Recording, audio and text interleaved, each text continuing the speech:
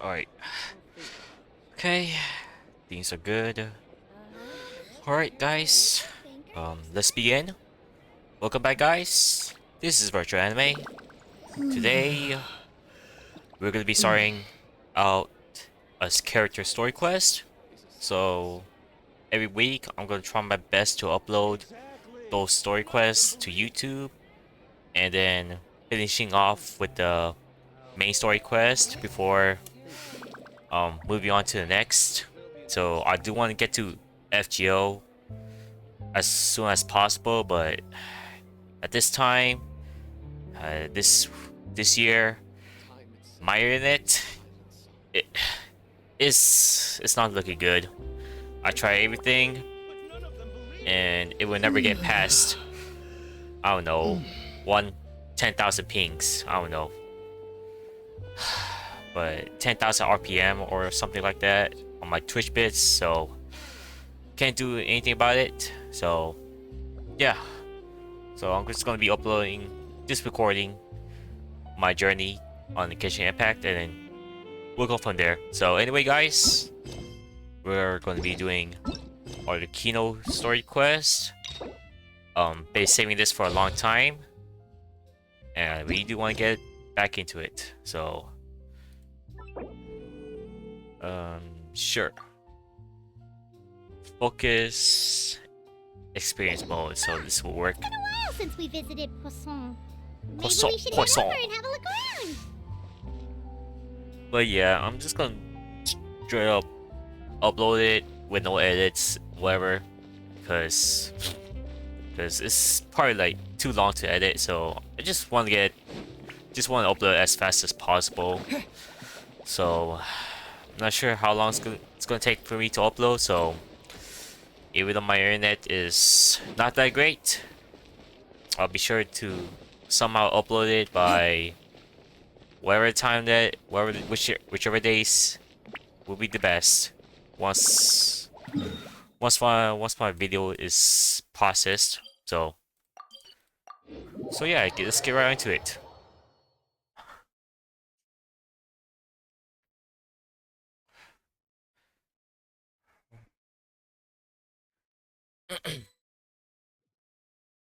Alright, here we go. Hey, traveler, Paimon. Alright, Lini. Oh, Paimon knows that voice. Okay. Over here.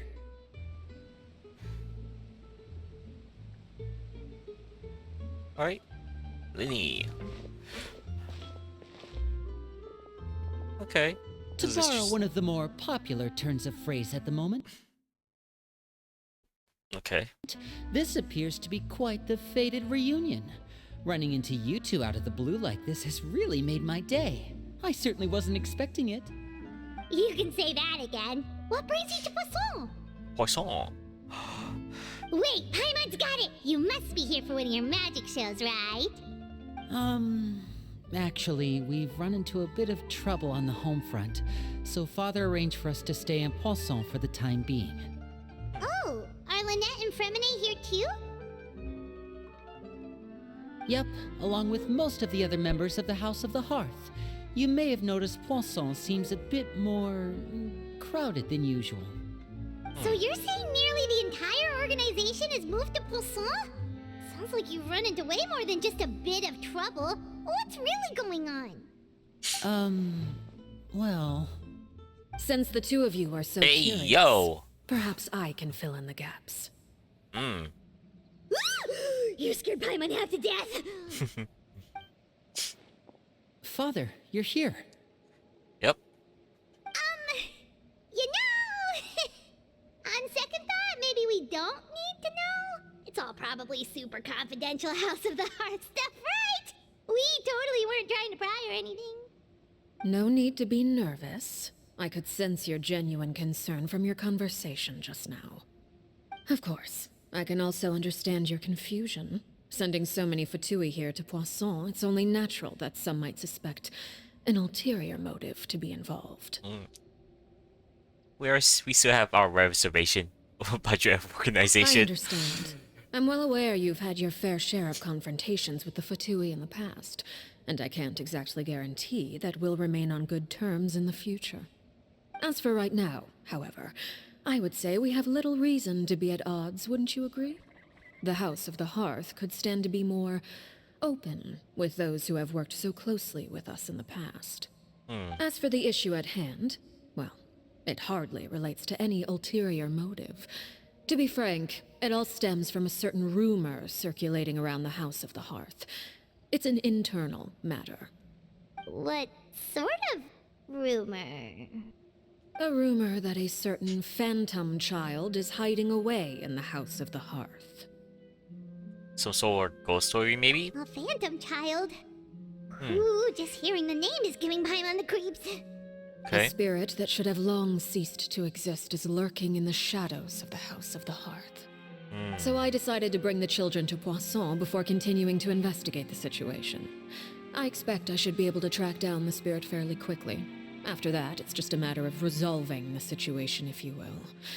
It shouldn't be much trouble at all. Okay. If you're curious, or if you still have some concerns, it might be advisable to stick around for a few days. I'm sure the children would be exceedingly pleased to welcome some visitors. Lenny, I'll leave you to entertain our guests. I have some matters to attend to. Of course, Father.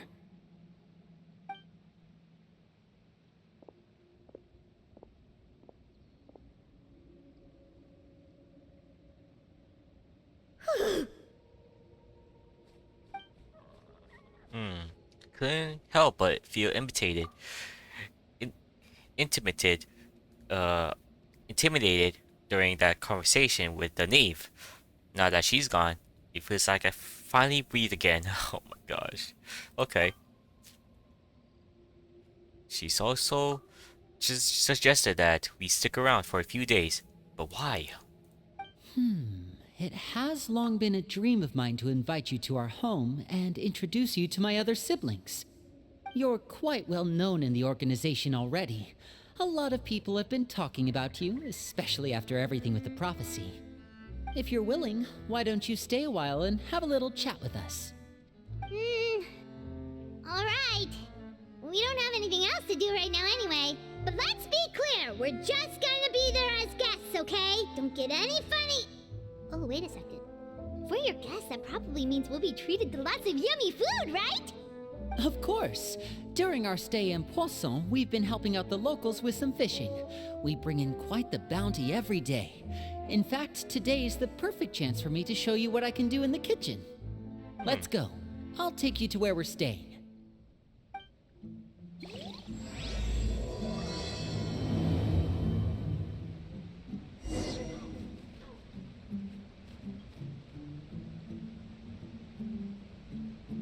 Alright. Alright, let's begin. Sorry about that. Well, it's not like I'm gonna edit anything while I'm busy doing something else. Well, yeah, I actually can't wait. I can't wait for a Nikkei event to come in July, so I'm probably gonna do secret polls for both summer characters, so be on the lookout for that. So, yeah.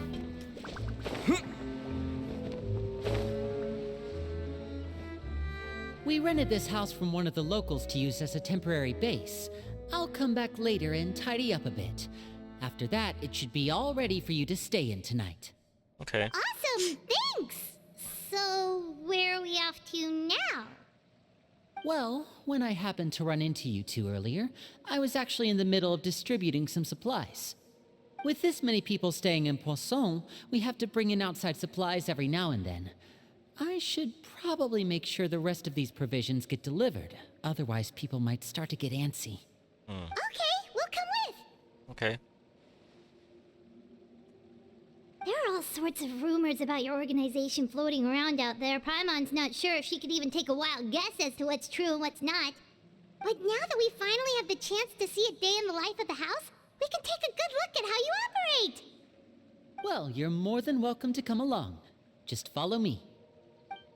Alright. Alright. Oh, yeah. But yeah, guys, yeah, so far so good. I actually progressing in Nikkei. So I finally progressed like all the way up to chapter 21, where pretty much we went to Eden, we fought the Nihilester. So now in chapter 21, we're basically gonna be staying in Eden for a while. So we'll see about that, and we can't even let the information get leaked Linny, to the Ark. you're finally here. The supplies. I'm assuming you've...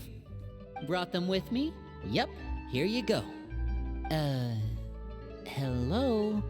Something caught your eye? It's the Traveler in Paimon! Chaplo. No way!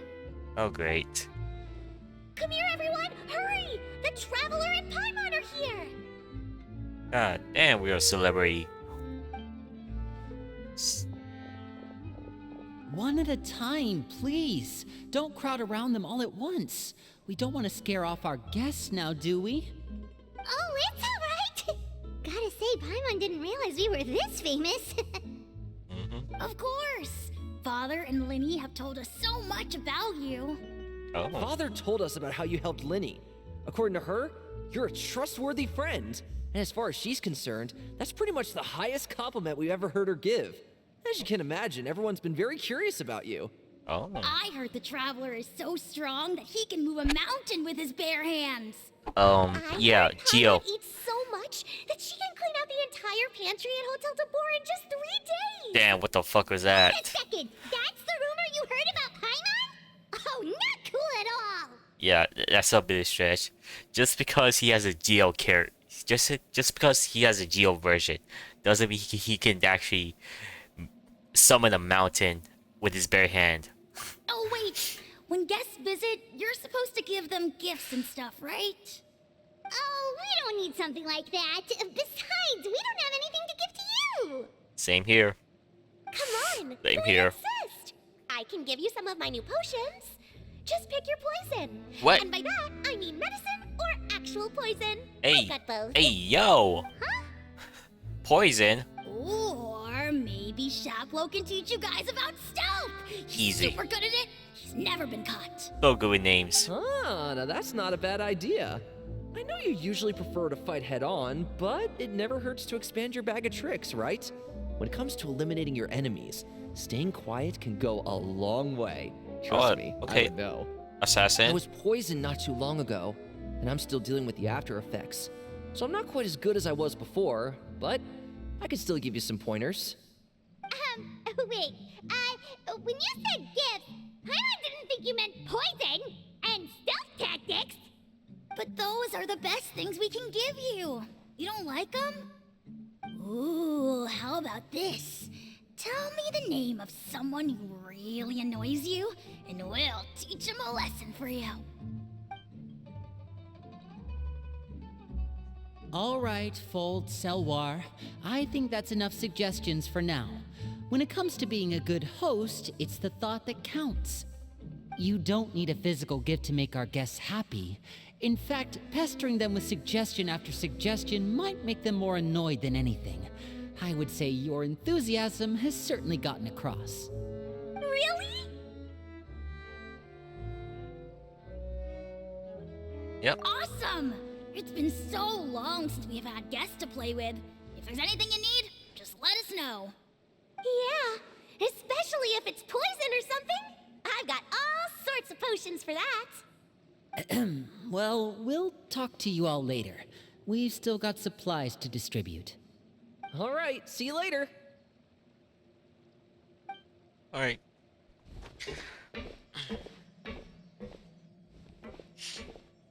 Bye! Okay. Interesting. Lenny, about all that poison and stealth tactics talk just now. Scared you, did it? That kind of talk comes with being part of the House of the Hearth. When Foltz was really young, he strangled all of his family pets, just out of curiosity. He was labeled a dangerous problem child and was abandoned by his family. Elwar has an unnatural obsession with potions. Father has forbidden her from trying all the different concoctions she comes up with, but she still tries to test them in secret. You really have to keep an eye on that one. Chaplot is around my age. While I'm mainly responsible for collecting intelligence, he handles surveillance. He's very passionate about his work and has no reservations about taking on some very difficult missions. I know you two probably aren't used to that kind of talk, but I can promise you they only had the best of intentions. Things like stealth tactics and developing different poisons, they really mean a lot to them. They were just trying to share the best of what they could offer, that's all.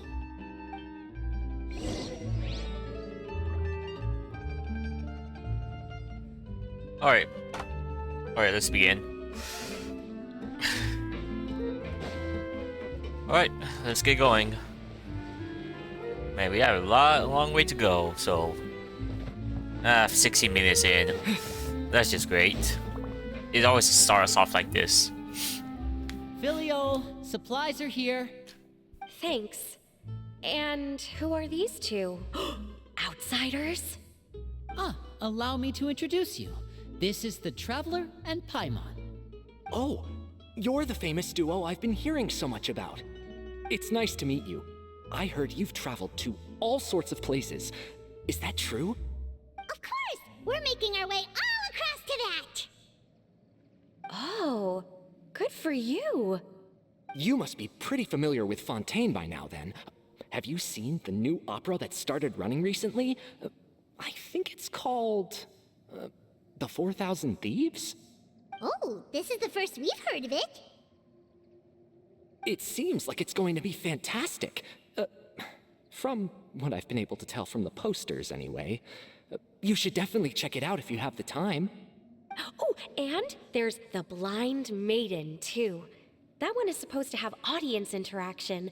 Seems pretty interesting.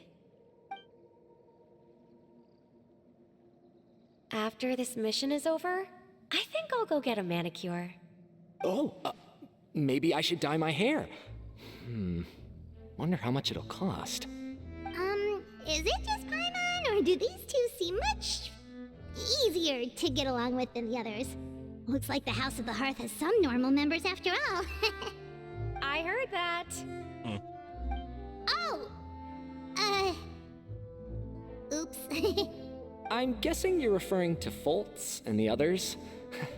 Yeah, we're definitely not all like them. I bet those crazies are practically foaming at the mouth right now. I'm sure they just can't wait to get back to Snezhnaya to carry out the plan. That's enough, Filial. Damn.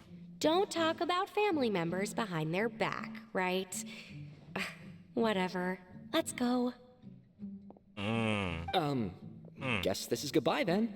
If you ever have some time, we should go see the opera together. Okay.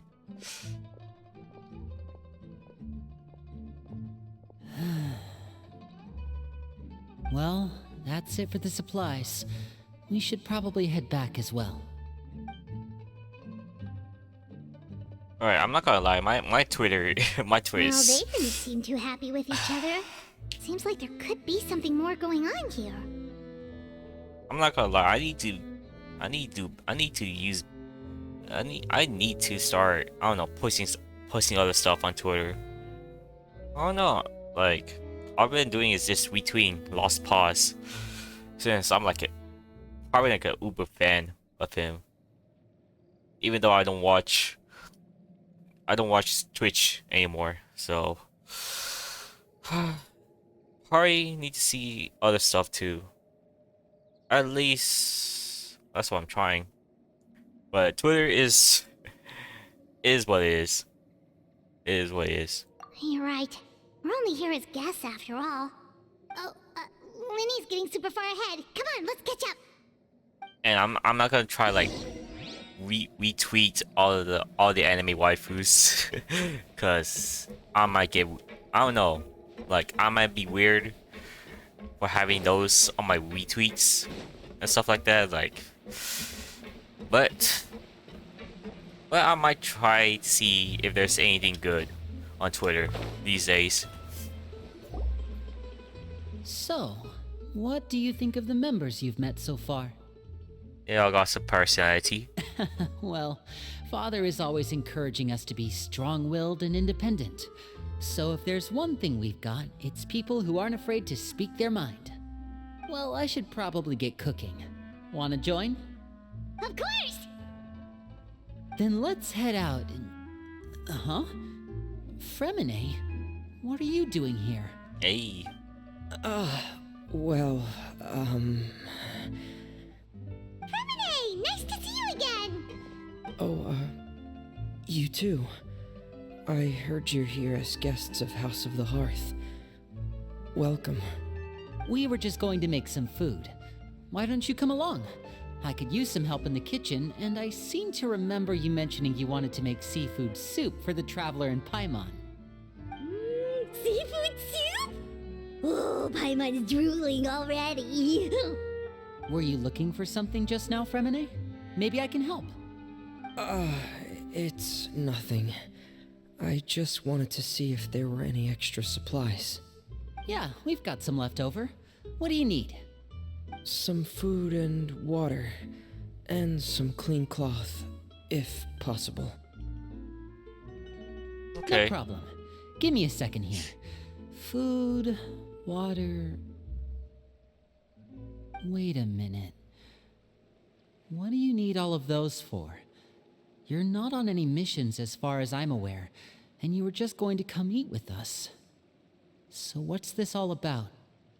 I thought I'd grab an extra portion because I get hungry at night. Could be because I'm growing, you know, and... Fremine. You remember what I told you? You're not like me. Your lying skills still need some work. Damn.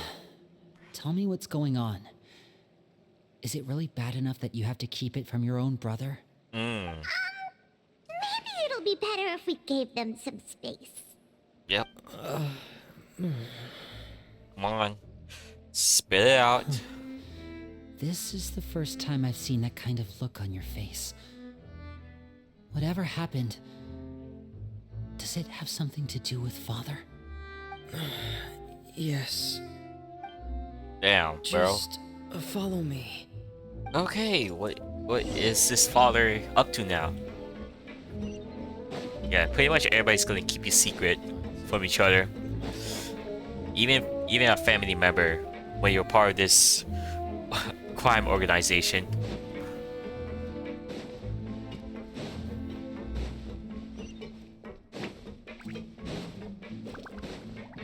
But yeah, I'm not gonna lie. Like, I've been enjoying Nikke a lot in the main story, so I'm gonna try my best to beat chapter 21 to see where this is gonna go. Even though my character is kind of okay at the moment, so yeah, gonna keep going, gonna keep playing, and see where it goes. And if I get stuck, then that means I hit my limit. So yeah. And great, and now I have to find out. Great, now I need to find him.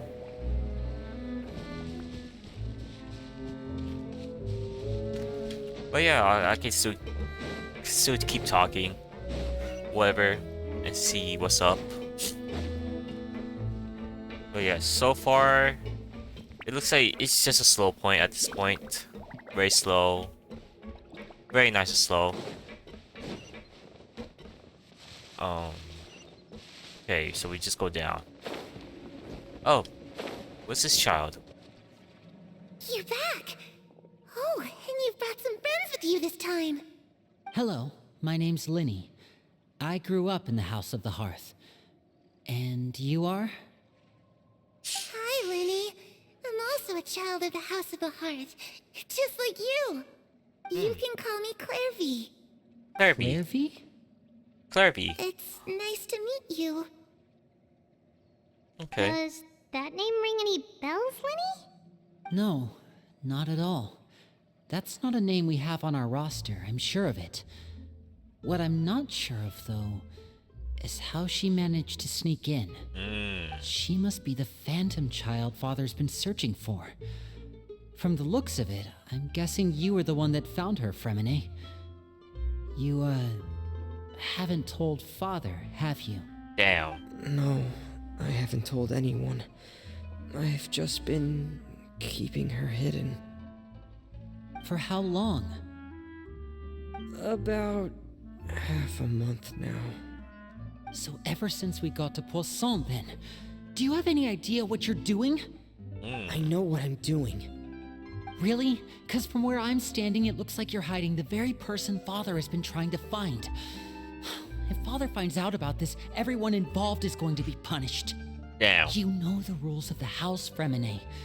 I know you do. Father doesn't tolerate any form of betrayal. So why are you doing this? I've thought it through. And I just can't hand her over like that. Linny, don't you remember last year? Chaplot nearly died after getting poisoned during that one mission. He wasn't able to get back before the poison started taking effect, and not a single person was there to help him. That night, while I was sleeping, I heard a voice telling me to go save him. I opened my eyes, but I couldn't find the source of the voice. I thought maybe I was just hearing things, but I went to look for him anyway. Luckily, I got there with enough time to save his life. That feeling of being haunted, of hearing voices, it's happened many times in the House of the Hearth. I'm sure you've noticed. So what you're saying is, that was her? She was the one who spoke to you that night? Unless there are other spirits roaming around the House of the Hearth, I don't think there's any other possibility. If Clairvy were our enemy, it wouldn't matter whether she was a spirit or an actual child. I would have acted without a second thought, because that's what Father ordered us to do. But she's been living with us, helping us from the shadows all this time. I think that makes her family. I couldn't just hand her over to be dealt with. Not when there's so much we still don't know. Okay.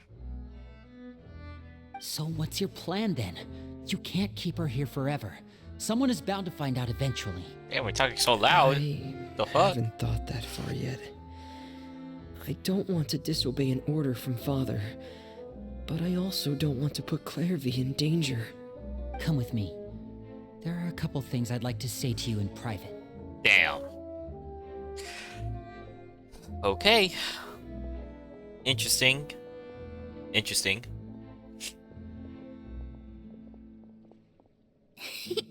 Those two sure care a lot about each other. Well, they got a funny way of showing it. From where Paimon was floating, it sure seemed like they were about to bite each other's heads off. No way. They have a really deep bond. I could tell right away, because I also have a friend like that. I just don't know how long that kind of bond can last. The darkness in the house runs deeper than you can imagine. No one can get out alive. I'm sorry, Linny. Yep.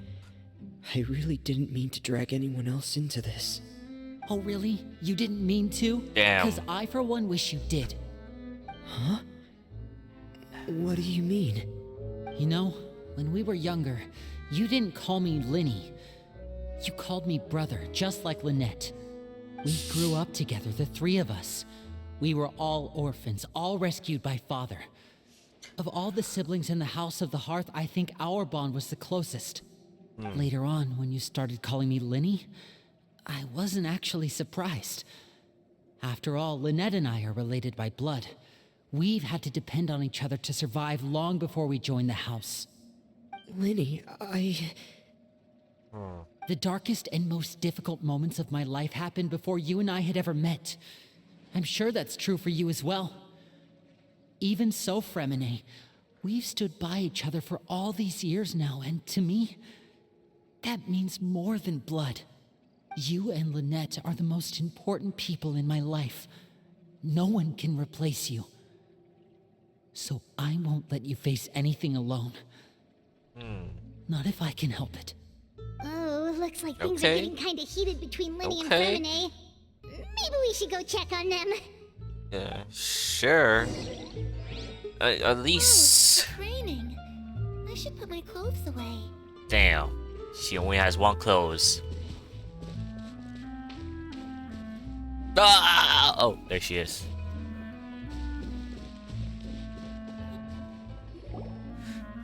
Hey, you two! Hope we aren't interrupting anything. Like a fight, or... Oh, wait a minute, Fremine. You're not crying, are you? Is everything alright? Everything's fine. Thanks for asking. Well, we're all friends here, right?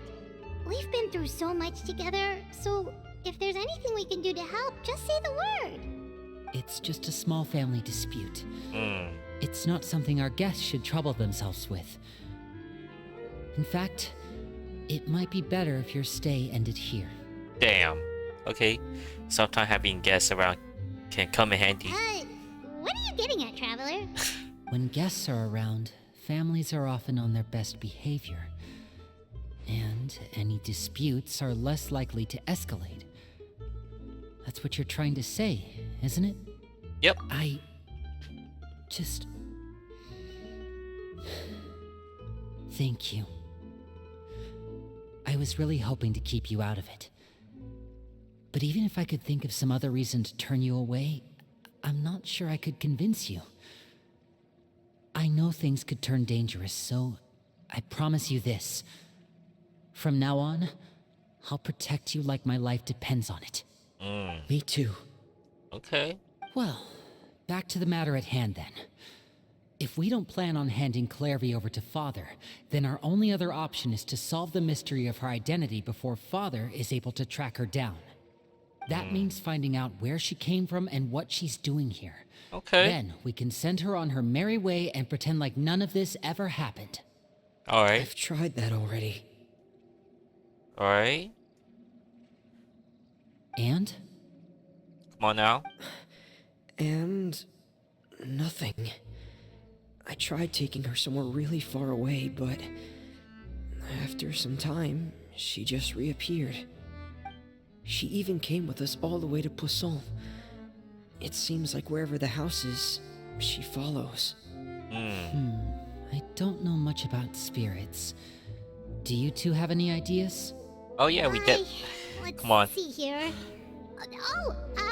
Paimon remembers hearing something like, if you fulfill a spirit's last wish before they die, they'll let go of whatever's keeping them here and return to the ley lines. Oh, it's just that Paimon doesn't really remember where she heard that, so it's not guaranteed to work or anything. Well, sounds like it's worth a shot. Guess that means we should go ask her about her wish. But first, Fremine, I need you to promise me something. What is it? I need you to promise me that this will stay between the two of us. We're the masterminds behind this whole thing. No one else gets involved. Can you do that for me? Of course. I promise. All right. Then let's seal the promise just like when we were kids. Fist bump on 3. Ready? 1, 2, 3. I swear. Hey, yo! Lynette? Damn. Whoa! Lynette! Scary. You scared me. But what a surprise!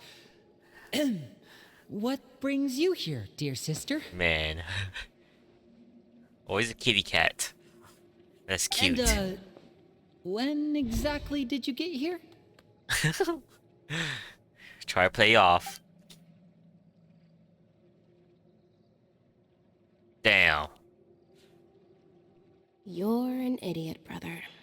Oof. And you too, Fremine. Damn. Well. You 3 travelers. What? And you 4, Paimon. Hey, yo! Wait, What you mean?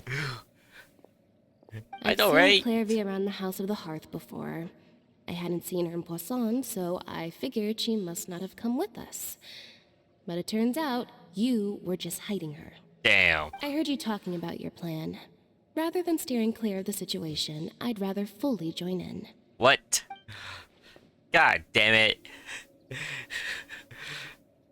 If you don't agree, I'll have no choice but to report everything back to Father. Simple as that. You're not giving us much wiggle room here, Lynette. Mm-hmm. Well, I guess we're all in this together then. After we talk to Clairvy, we'll figure out our next move. Yep. There's no time to lose. Let's go. Alright, nice. Let's get going.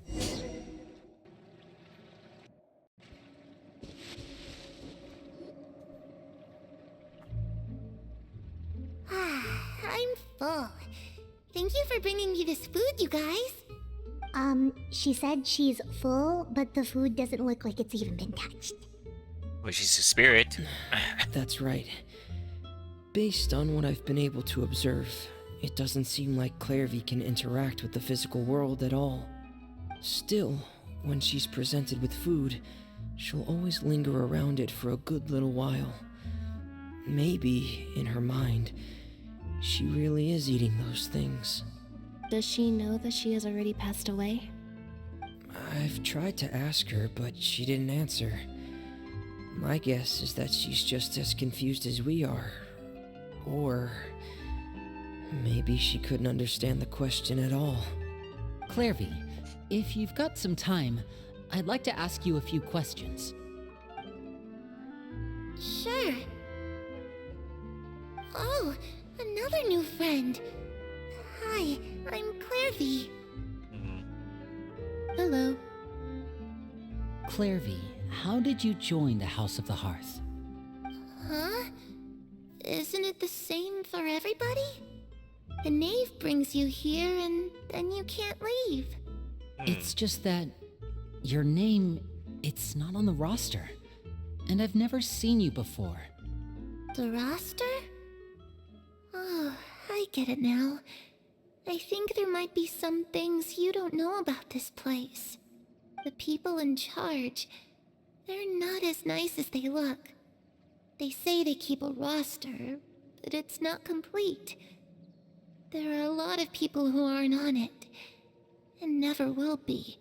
In this house, some people are family, and other people are just test subjects. Those kinds of people aren't ever going to get a place on the roster, unless it's the roster of people who've been executed. Ooh. Wait, Okay. does that mean the knave... She... Is there anyone that can vouch for you? This is getting Harry. creepy. She's my best friend. She's the only one I trust in this place. Okay. Have either of you heard of that name before? No. Damn. Another ghost. Me neither. Clairvy, Perry. Neither of those names are on the roster. But it seems like she's telling the truth. Either that, or this kid's already got a bag of tricks bigger than mine.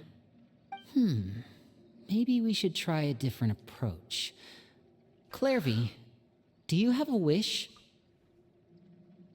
A wish? It can be anything you want. Just imagine. It's your birthday, you're blowing out the candles, and your wish is...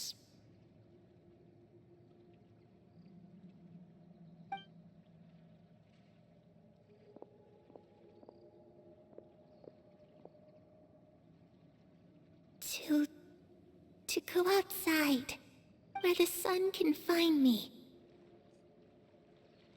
That's it? Well, that sounds easy enough. Wait, hold up. Let him cook. The darkness in the house runs deeper than you can imagine. No one can get out alive. Yep. That is gonna stick with me. What does she mean by that? These can't be this simple. Oh yeah.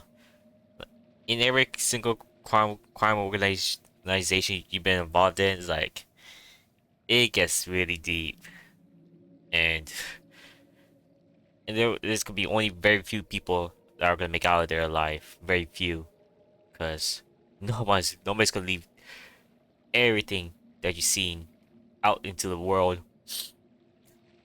Nobody's gonna leak that information. I'm just happy at this point. Okay, time to divide and conquer. Listen up. I've got a plan. I'll try and find a way to use basic illusory magic to take Clairvy outside and bring her somewhere with sunlight. Lynette, try and find the list of executions that Clairvy was talking about, and see if her name is on it. Okay. Fremine, you stay in Poisson. We can't be the only ones who've had run-ins with Clairvy. I need you to collect intel on everything she's said and done. Understood. I'll try my best. What about us? What should we do? I really appreciate your willingness to help, but this is a family matter. I don't want to drag you in too deep. It's too risky. Let me think. Since Father considers you to be guests, maybe you could stick by her side for a little while. You don't need to do anything except keep up some nice, casual conversation. Cool. Awesome. Ah, Paimon gets it. You want us to distract her. I should contact you. I'll give you a magic bird. If Father suspects something, all you need to do is release it when she's not looking, and it'll alert me that something's wrong. Of course, that's only as a last resort. Damn. If Father doesn't seem to notice us, there's no need to make contact. We'll reconvene here tonight after all's said and done. Okay. If the worst case scenario happens and we're discovered, just tell Father everything. We're not going to let our guests get punished for our own actions. That's where we draw the line. Okay. You too. Okay, this is where we part. Father should be at the beach nearby. Okay. Good luck. I really hope this goes well. No, it has to go well. That's the only way this can get resolved. I got this, Linny. I was gonna say something stupid, like visiting your father. Like, hey, yo. Hey, I know it's a woman, and I know that they all called her the father. So that's a two-way street right there.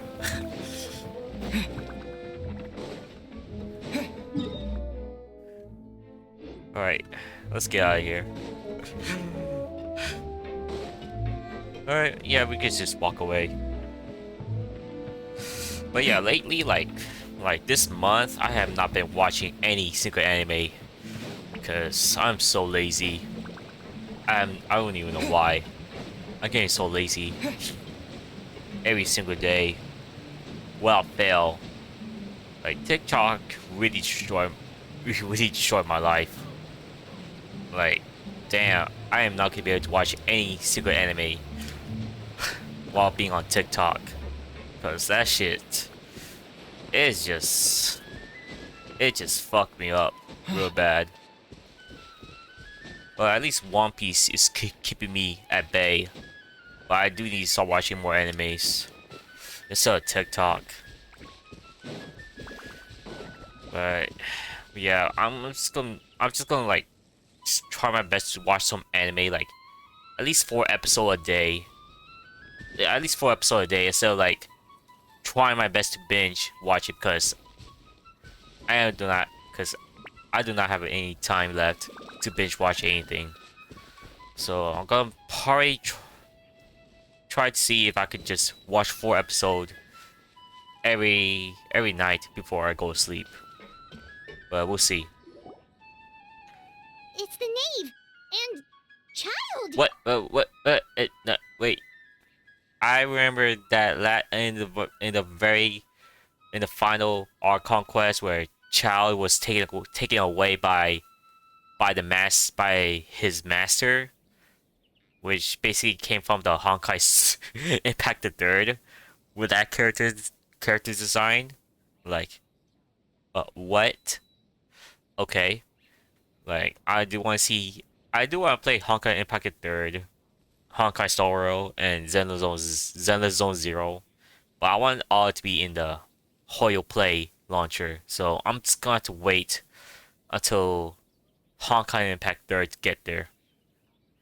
Hey, aren't you supposed to be in Snezhnaya recuperating? What are you still doing in Fontaine? Oh, it's you two. I didn't expect to run into you here. You good? I was unconscious for quite a while after the fight in the Primordial Sea. After I woke up, I realized I was being taken back to Snezhnaya, and well, I couldn't have that now, could I?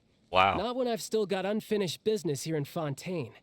So, I mustered up all my strength and made the journey back on my own. What sort of unfinished business are we talking here? It has to do with Skirk, my Oh, master. Skirk. I really wanted to meet up with her, but by the time I got back, she had already left. Yeah, Skirk. That's I her still have name. so many questions for her. Without any other leads, all I could do was ask the knave to help me track her down. She must have left behind some traces from her time in Fontaine. Oh, okay. So, have you found any clues? Unfortunately, no. While the House of the Hearth is adept at collecting all manner of intelligence, certain existences can still manage to escape our purview. Basically, unless Master feels there's a need to meet with me, she's not going to be found. But that problem has an easy fix. I just need to become stronger, and then... Paimon thinks you should focus on getting better first. Yep. The worst of it is over. It's all thanks to that one kid from the House of the Hearth. Elwar, I think her name was. She gave me a bunch of random potions to drink.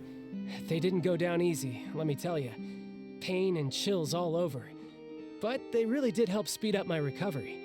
And that's good, because it looks like I really do have to head back this time. The old man's been putting the pressure on me. He sent someone to tell me I'm needed for some sort of project. Project Stuja? Oh. Yeah, that's the one. I heard Regrator's involved too. Oh. I'm not looking forward to having to listen to all his monologuing, that's for sure. Hey, maybe you could think of a way for me to stay in Fontaine for a little longer. Helping Linny and the others brush up on their fighting skills would be far more interesting. If you and I could spar, that would be even better.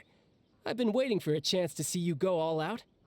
And what a sweet little daydream that is. But I also have a role to play in all this.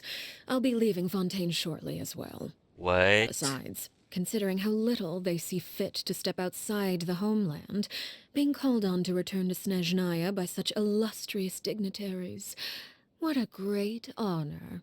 Wouldn't you agree? One I could do without, I'd say. Okay. Is it just Paimon? Or does it kind of seem like they're... Casually trash talking their colleagues behind their backs. So, dear guests of the House of the Hearth, to what do I owe the visit? Alright. Well, we just... Want to learn more about you. Right! We're super close to Linny and the others, but we still don't know much about you! Is that so? Introductions have already been made, have they not? Well, you see? There's only so much you can learn about someone from a short introduction. At least tell us something a little extra, like... Why do you call yourself father? Yes. Good Perfect. question. I'd also like to know. Perfect. The fact that you have to ask tells me our intelligence work has been quite successful. Telling you the answer to that question would only serve to undermine that success. And we can't have that, now can we? Spoken like a true diplomat. That was some expert sidestepping right there. Well, if there's nothing else, I think I'll take my leave. I still have a small matter to resolve at home. Damn. We got nothing. If Navy's right now, she's sure to want to in Linny and Clarity. Should I release a bird? Give us? No, we should try it. Get her talking about something else. Okay. About the House of the Hearth. I'd also like to hear the answer to this. Come on. I've met some of the members of your organization, and they all seemed like really good kids. They actually reminded me of Tonya and Tusser. Which, by the way, if you ever betray them, I'm just letting you know, I won't let you off easy. And why would I betray them? Oh. Well, you've already betrayed the House of the Hearth once, haven't you? At least, that's what I heard. Hey, yo. Rumors. Come on now. Okay, I admit. That's just what the old man told me. Rooster. The rooster, I mean. Oh, okay. The name betrayed the House of the Hearts. What does it mean? What clever said we true? Wait. Yep. Did you really do something bad to those kids? Damn. Never mind what I've done. I'm more curious as to what the mighty rooster had to say. Rooster. Care to enlighten me? Ah, well, nothing much. Just some stuff about you taking out many other members of the House of the Hearth, and even going so far to attack your own family. Damn. I see. Oh, based on your reaction, I'm guessing it's all a bunch of lies. Hardly. I don't appreciate his particular turns of phrase, but I suppose he didn't say anything untrue. Although, it would be more accurate to say that there is a certain level of prejudice involved, but I don't intend to clear that up just yet. Prejudice has a funny way of concealing the real truth behind certain things, an attribute that I find to be quite advantageous. Call yourself a Fontainian, for example, and people will assume all sorts of things, when the real truth is that this is simply the land where I was raised. Huh? You're not actually from Fontaine? But then why did you try to help out with the prophecy and everything? I was trying to protect the children born in Fontaine. Claiming that I myself was a Fontainian simply made it easier to operate. People would hardly suspect a fellow Fontainian of having any ulterior motives. Who wouldn't want to save their homeland after all? The primordial sea wouldn't have any effect on me, but it would have caused great harm to the House of the Hearth. Well, you wanted extra information, didn't you? Yeah. There you go. I hope that satisfied your curiosity. We need more. So must learn anything about betrayal. Only because all the secrets trying to search it. She's trying to avoid talking to it. You stayed in Fontaine for the kids. I guess I was wrong to believe you'd betray them. Apologies. Looks like I was holding on to some prejudices myself. Good. Like I said, I like it when others have misconceptions of me. Actually, while I was recuperating at the House of the Hearth, there was something else that really caught my attention. Oh. I heard that members always resolve disputes and arguments with a friendly spar, and the loser has to back down. Seems pretty cool if you ask me. Would also give them plenty of opportunities to hone their skills. Well, that's only a recent development. In the past, such spars weren't nearly so friendly. The losing party would lose everything, including their life. They were that high stakes? Whew, at least that's not a thing anymore. Well, the current atmosphere's not half bad. I'm a bit jealous, actually. You've got so many family members around you, and you even get to live with them. Having a lot of family around means dealing with a considerable amount of bickering and scheming. Yep. Once Tonya and Tusser enter their rebellious phase, I'm sure you'll understand. Just imagine. Tusser becomes obsessed with plucking out strands from the rooster's mustache, or Tonya decides to dye her hair 42 different colors. Damn. Whoa. Okay. I get the picture. Yep. Alright, cool. Damn. That's insane. Well, would you look at the time? I should probably get going. Traveler, Paimon, I'm not sure where our paths will cross next, but the next time we run into each other, we should definitely try and find some time to spar. Yep. Again, maybe this is a conversation we can have when you look less like you're gonna keel over. Yep. All right. Well, thanks for everything, Arlecchino. Arlecchino. No thanks necessary. You also played a part in obtaining the Gnosis. I would say we can call ourselves even. I like the sound of that. Well, I'm off. See you all some other time. Okay. We should probably get going too. Do you want to head back with us? Oh? You want me to leave so soon? Oh, well, you see, Come on. I'm rather enjoying the evening breeze. If you don't mind, I think I'll stick around for a bit. I have some things to think about. Okay. Apologies for not attending to you like a proper host. Please forgive this slight. I do hope you'll have a pleasant stay. We managed to keep her distracted until nightfall. Good thing Child was there to keep the conversation going. You don't think she suspected anything, do you? Oh, I wonder if Liddy ran into any issues. Let's hurry back and see how everything went.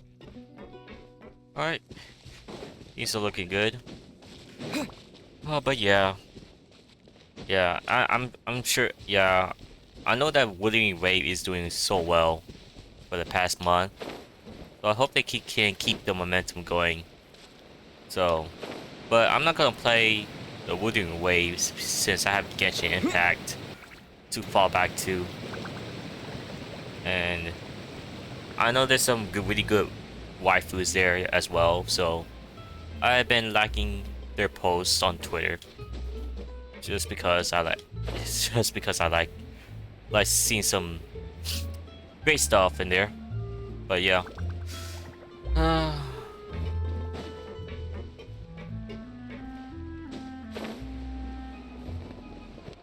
Ouch. Lenny, how did everything go? Alright, any progress? Well, long story short, we ran into a small issue. Clairvy can't go into the sunlight. Okay. That's interesting. Everything was fine at first. She followed me up to the surface just like I told her.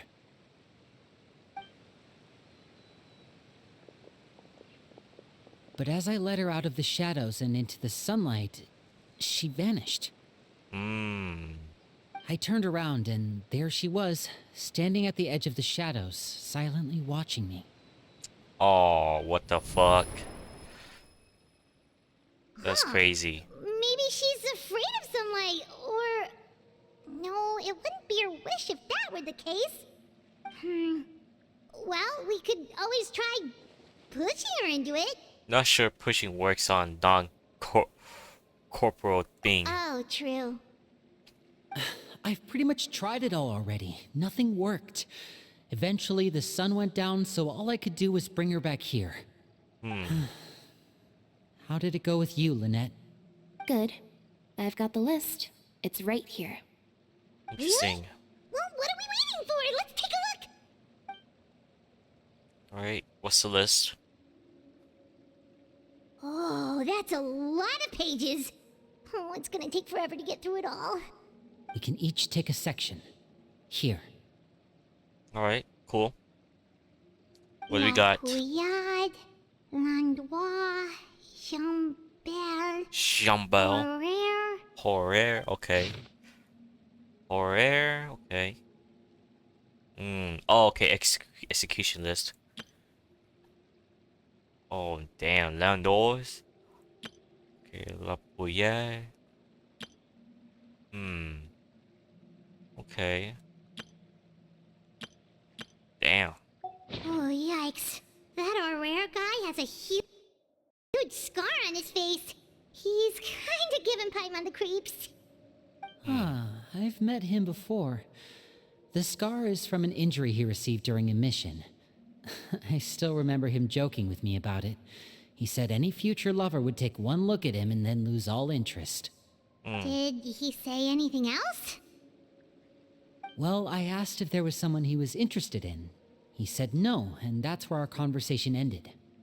It was only later that I learned he really did have someone he liked. He risked everything to escape so he could be with her, but it didn't work. One day, Father asked to see him, and, well, I never saw him again after that. Wait, so that means the knave, she... It may seem cruel, but it's just one of the rules of the house. Betrayal is not to be taken lightly. We know too many secrets to come and go as we please. So, if you do try to leave, you pay with your life. Okay. Her name's not here, huh? Well, that's not too surprising. It doesn't seem like this list is complete. It only contains records dating back around 5 years. Let's shift our attention then. Fremine, were you able to find anything out? Fremine. Sorry. I was thinking about something. I managed to talk to quite a few people, but I couldn't help but notice that the atmosphere in the house was a little... strange. Strange. Yeah, I mean, I know there have been arguments in the past, times when people haven't gotten along. Chaplot and Filial are a good example of that. Oh, those are two of the people that we met while delivering supplies. Paimon can see how they might not get along. They had very different vibes, and their, interests seem to be pretty different as well. That's to be expected, actually. Father brought us all here, shared her knowledge with us, taught us how to fight. That's one thing we all share. But that's also where the similarities end. Not all of us feel the same desire to stay here. As members of the House of the Hearth, we're also considered part of the Fatui. And to a lot of people, that's an identity they never asked for. Certain members get older and realize they want something else for themselves. But considering the rules of the House, most people would never say that out loud. People like Chaplot and Foltz are loyal to Father and her vision. They're proud to be part of the Fatui. Filial and Nantoy, on the other hand, well, they aren't quite as enthusiastic. These kinds of conflicts have always been there. It's not like Father is in the dark about any of this. Well, that's true. But it just feels like things have gotten worse lately. Filial and the others, it seemed like they were meeting in secret to talk about something. I can't say for sure, but I think they've met Clairvy. You think she's been inciting them to act out? No, not exactly. But I wouldn't be surprised if she said something to them about the darkness in the house and how deep it runs. She's told me about it before. Experiments being run on children. People being used as pawns on the battlefield without so much as the strength to survive. And they just believed all that? Without any evidence? Clairvy's words probably gave them the excuse they were looking for. Whether they actually believe them to be true is secondary.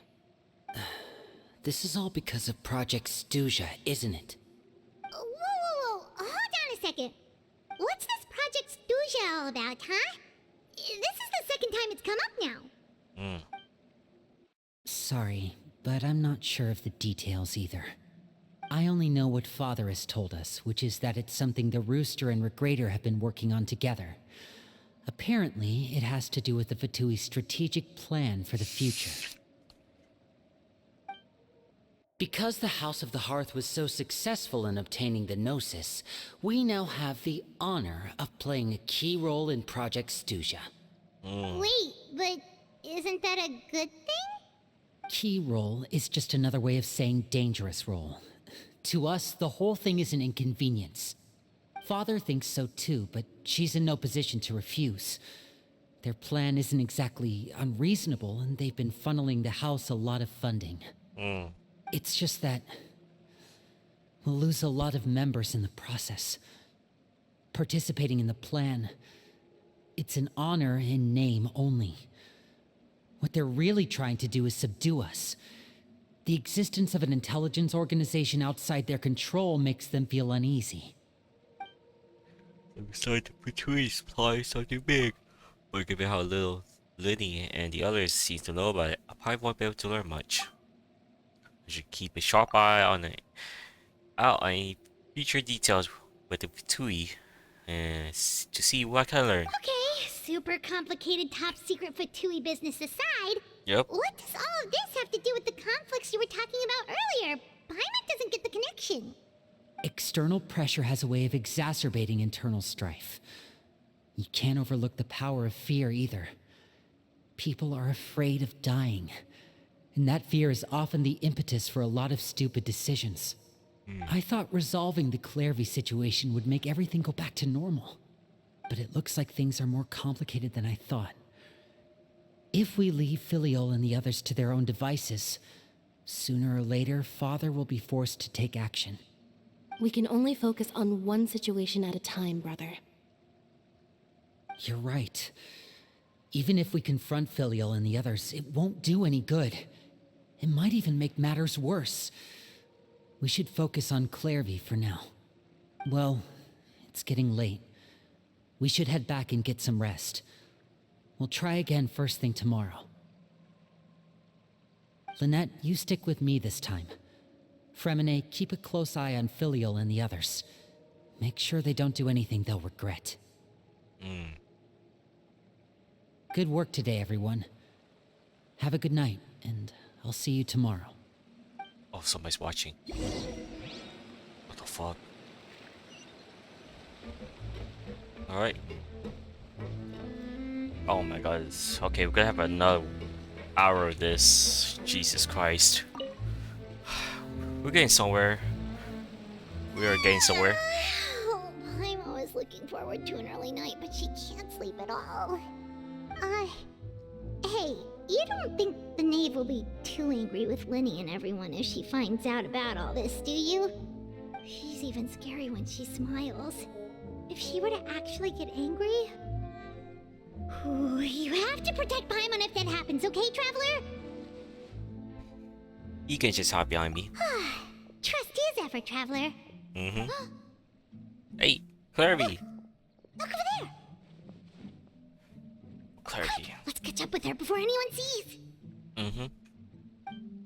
Hold up. What she's doing?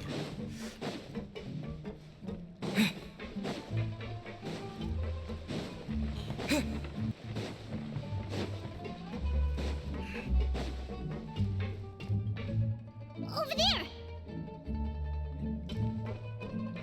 Okay.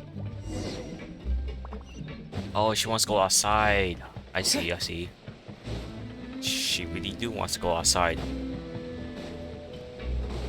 Oh, where is she going? Oh, if someone sees her, we're toast.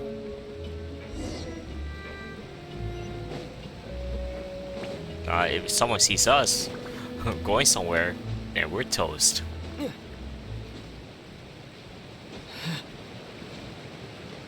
Oh, look! She stopped! She can go outside of this place. Okay.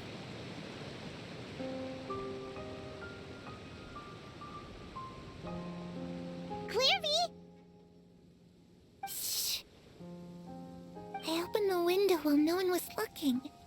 Look how pretty the outside is. Great windows. If only I could have more than this. Ooh, this is different. You probably think I'm being silly, huh? All this hopeless resisting. It's better to dream of what I could have than try to make it a reality, right? What? Please, help us get on the same page here, Clary. We need you to tell us what you know. Can you do that? Come on now. Sure. Although, after you hear all this, I think you might regret that decision. Everyone in this family is nothing more than a tool. Something to be used and exploited. We're all expendable. Including me. As long as you're useful, you get to stick around. Lose your value. You're handed over to the doctor, experimented on, and given a fate worse than death. I've seen it happen again and again, and I've had enough. You're saying the knave did all that? It's just, that doesn't seem like something she would do. She's scary and all, but it seems like even she has lines she wouldn't cross. I knew you wouldn't believe me. Damn, that's crazy. Everyone thinks she's a good person. They all think of her like a real mother. Mother? Whoa, mother? That's the first thing I heard. She doesn't deserve that title. She's disgraced it and tarnished it. And if I had things my way, I'd never see her again. If only Perry were here, she'd understand. Perry? There's that name again. Also, Paimon's getting a strange feeling. Oh, I hope It almost feels like she's not really here with us. Paimon can't tell if she's actually talking to us or if she's mistaken us for someone else. Damn, this weather. Holy shit. That could have hit us anytime. Well, in any case, it seems like she really needs someone to talk to. Okay, We come on. should keep her company for a Alright, little longer. We need to She believe her. looks so young. But it seems like she's been through a lot. We need to believe her. It's getting windy. I should close the window. Ooh, look at the moon. Isn't it pretty? Hey, wanna hear a secret? I heard that if you look up at the night sky in Snezhnaya, you can see the aurora. It's supposed to be super pretty. Even prettier than the moon tonight. Yeah, sure. Perry and I promised each other that once we're older, we're gonna go see it together. But I can't find her. I'm worried she's also been... No, that wouldn't happen to her. She's special. Mother likes her a lot. Okay. I should really go talk to Mother, but we just fought. She doesn't want to see me, and I'm too scared to face her. What should I do?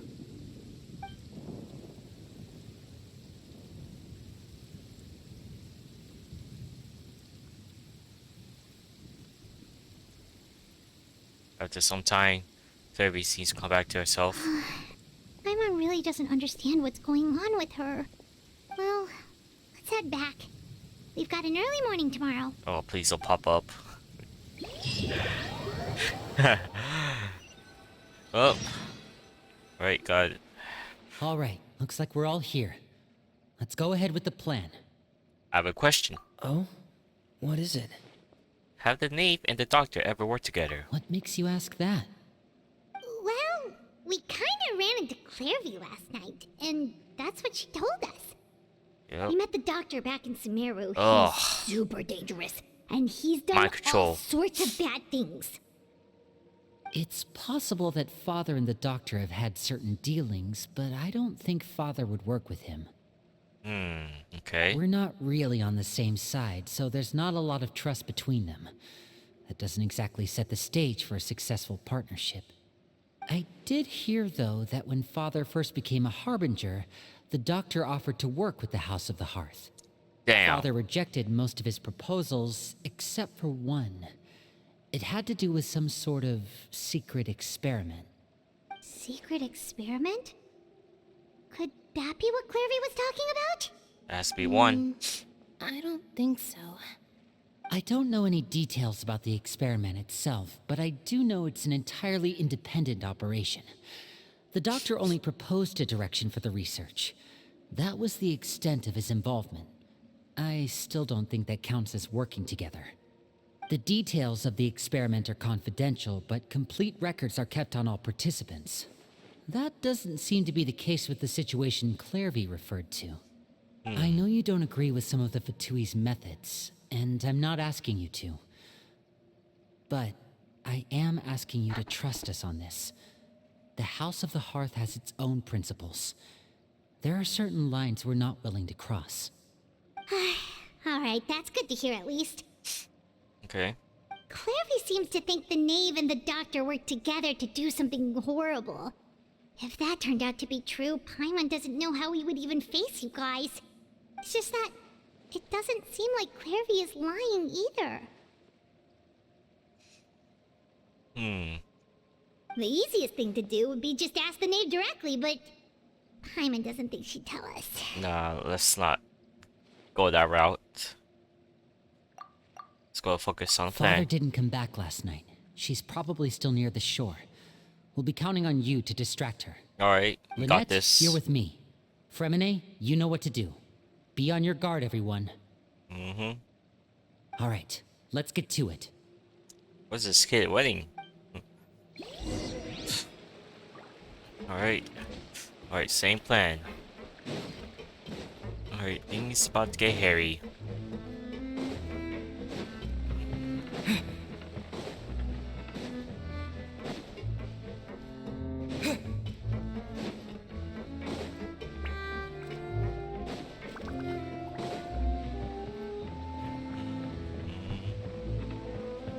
But yeah, but yeah, but yeah. For what I was gonna say for the YouTube, I'm not gonna put any effort into the thumbnails. I just look at the image and then just paste it there. So yeah, not sure what else to do with that thumbnail. Just put random pictures and see if anybody wants to take a look at it.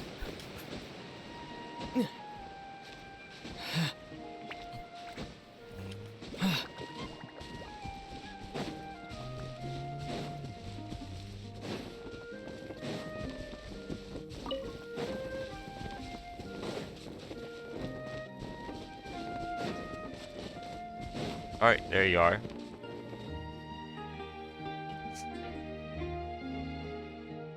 Ah, it's you two again. I must say, you look a bit pale.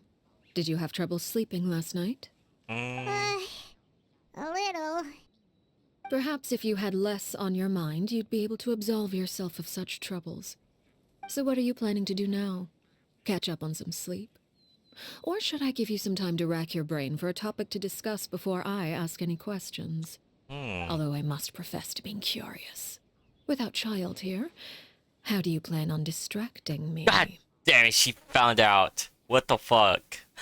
Us? Distract you? a good one. But no, we were just here for a chat. Yep, good job. Looks like you could have used some extra time to think. No matter. If you don't have any other plans, why don't you accompany me somewhere? Don't worry. I'll be sure to steer clear of any scheming children. The ocean breeze is sure nice today. So you know everything then. Children always think they can hide things from the grown-ups. But nothing gets past me. Least of all a little scheming. I think I'll let them have at it for a little longer. Ooh. I can be very patient. Well, I'll leave you to think things over. If you're so inclined, meet me outside the Palais Mermonia. Good things come to children who do as they're told. So I do hope you decide to tag along. If only for your friends' sakes. Ooh, okay.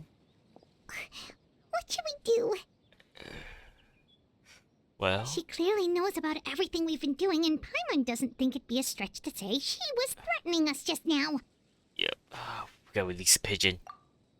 Release a pigeon. Yep.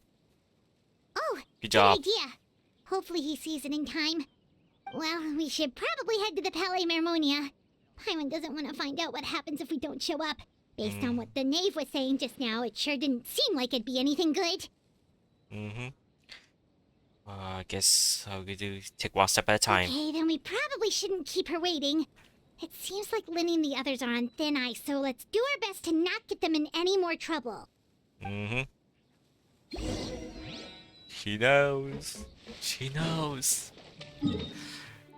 Oh man, she knows.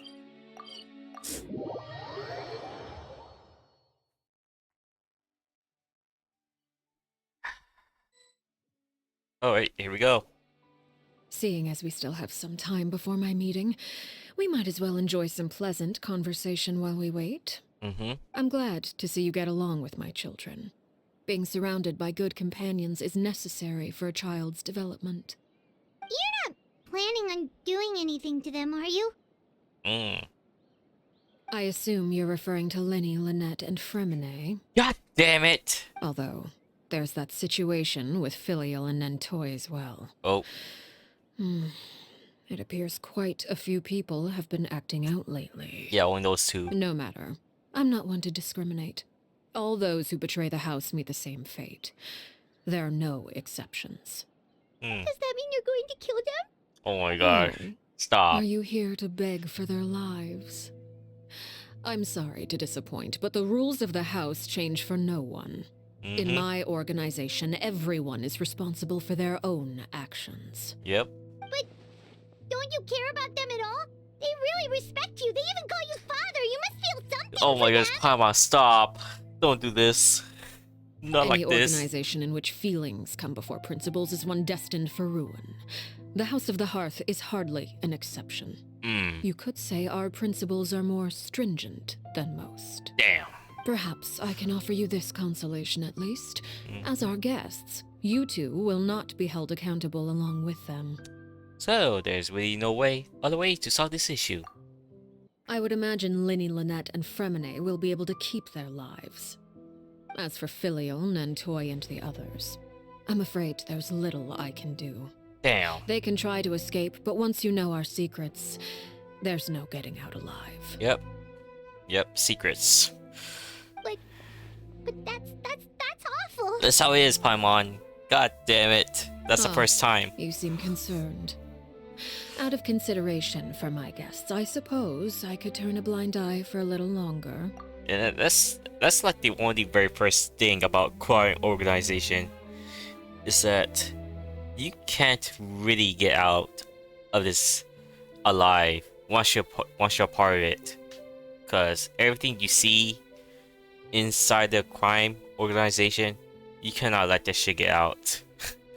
Very few people tried it, but how long is it gonna take for them to live way longer until they are at old age and die peacefully? Nobody's surviving that. Very sure nobody's gonna survive that long. If Linny and the others manage to dispose of Clairvy in the meantime, all evidence of their wrongdoing will be lost. In that case, I could hardly punish them for something I couldn't prove.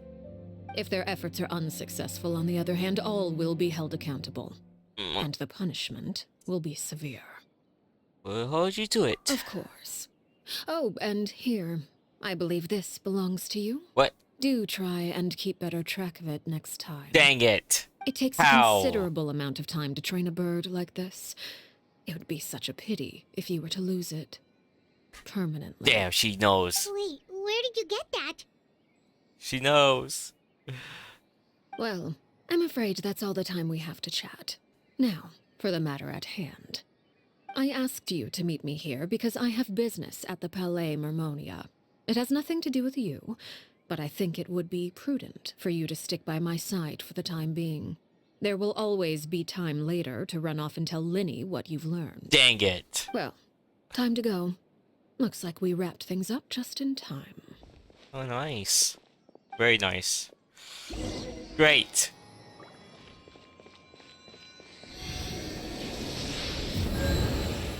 She knows. She knows. She knows. Damn, Dave is the GOAT. Oh my gosh. Oh my gosh. That's crazy.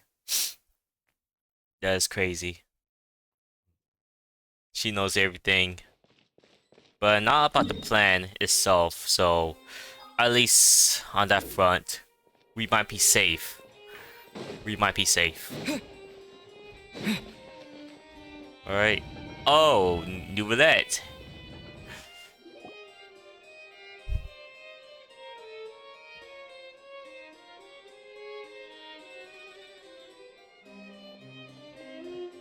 It's been a while, Monsieur Neuvillette. I must say, I wasn't expecting my meeting request to be approved quite so quickly. The Palais Mermonia operates with an efficiency worthy of admiration. It is only right that an esteemed diplomat such as yourself should be afforded the proper level of respect. Although, if I may speak plainly, I must confess that I did not anticipate we would have the occasion to meet again after presenting you with the Gnosis. I see you brought the Traveler and Paimon with you as well. If I may inquire as to the purpose of your visit. I'll be departing Fontaine shortly. There is, however, an outstanding matter that I would like to see resolved before I go. Oh, she's leaving. It requires a rather lengthy explanation, I'm afraid. So I took the liberty of explaining everything in this proposal. Please review it at your leisure, Monsieur Neuvillette. Leisure.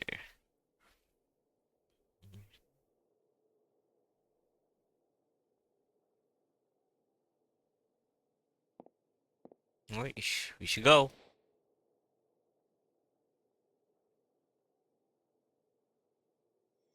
Oh, never mind.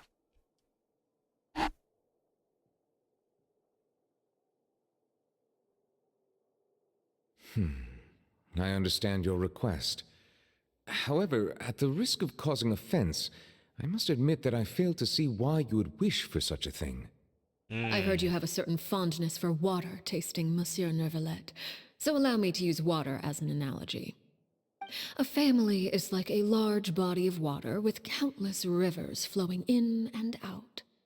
As someone who watches over this system, I would hope that each river that flows from the source will eventually reach the ocean. Of course, objectively speaking, I know this is impossible.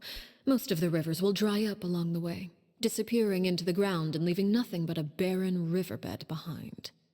Not all rivers are destined to reach the ocean, but I would not see their existence rendered meaningless. I believe the water that flows within them is simply meant for a different destination, like a field in need of irrigation. Or perhaps the glass of a certain water-tasting enthusiast.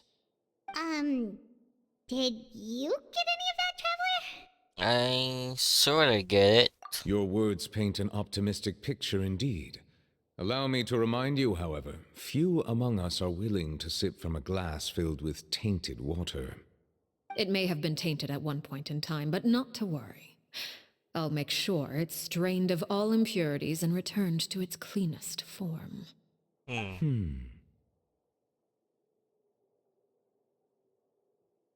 seem to recall there being a transactional aspect to your proposal.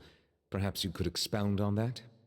If you accept my proposal, Monsieur Neverlet, I will gradually withdraw my forces from Fontaine.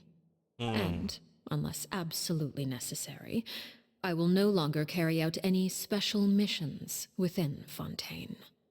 I presume I can take your words to mean that, in the future, cases similar to the Tartuffe assassination will cease to cross my desk? Oh. Tartuffe?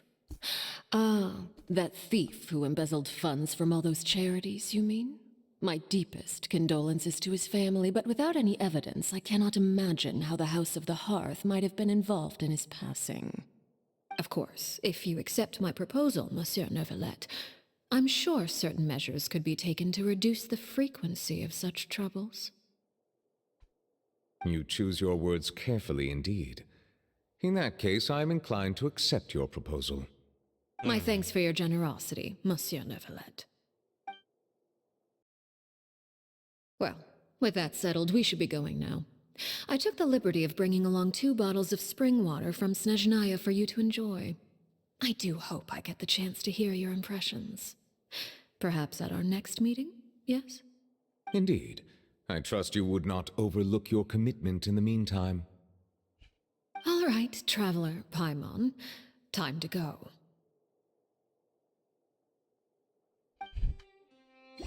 Okay. Oh, wow. Interesting. That was an interesting conversation between them. So Arlecchino is going to be leaving Fontaine shortly. Oh, after this.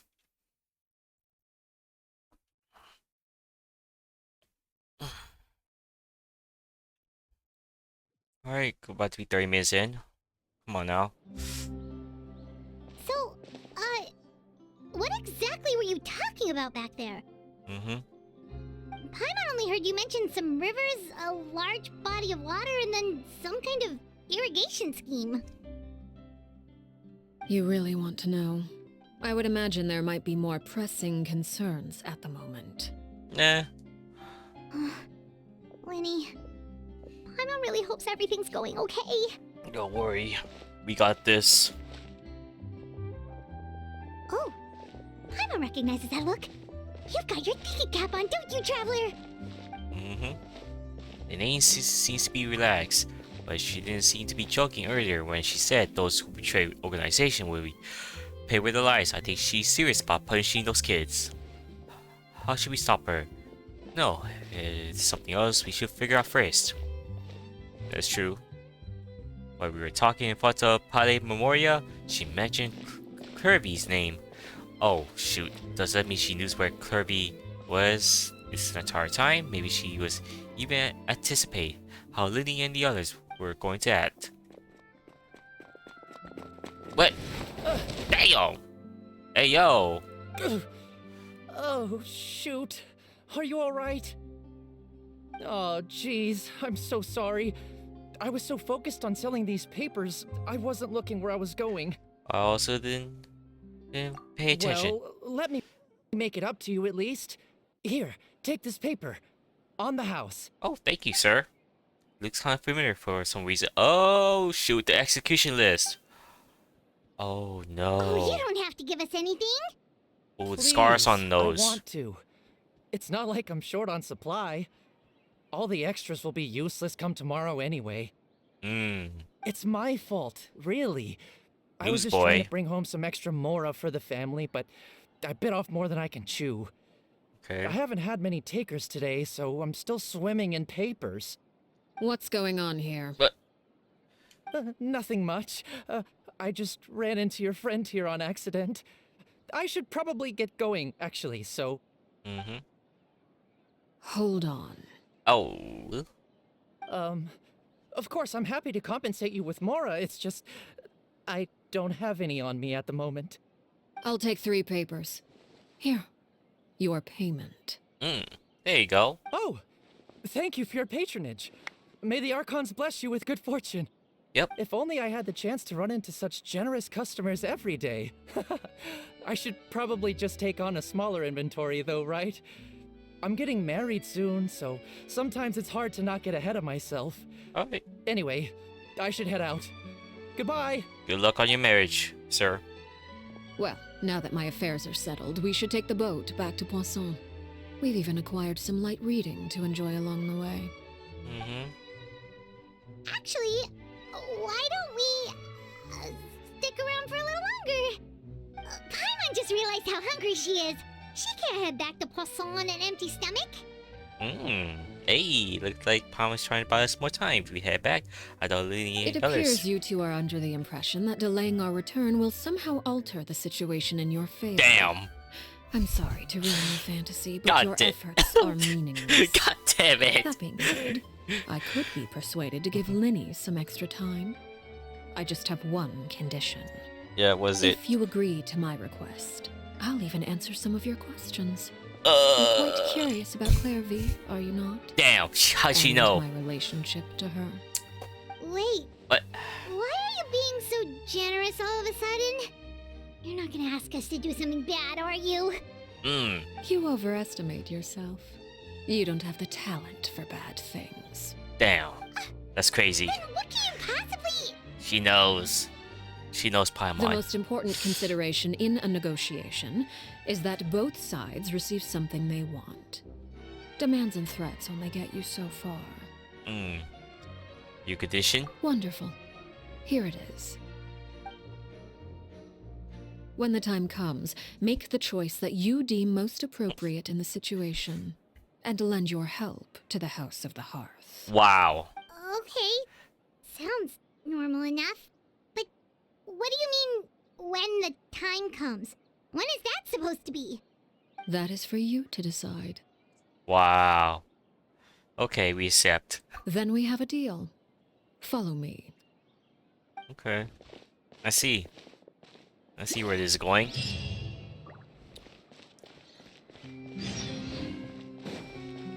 Follow the name to nameless ruins. Oh boy. Well, I guess we're going all the way there. That is interesting. That is very interesting.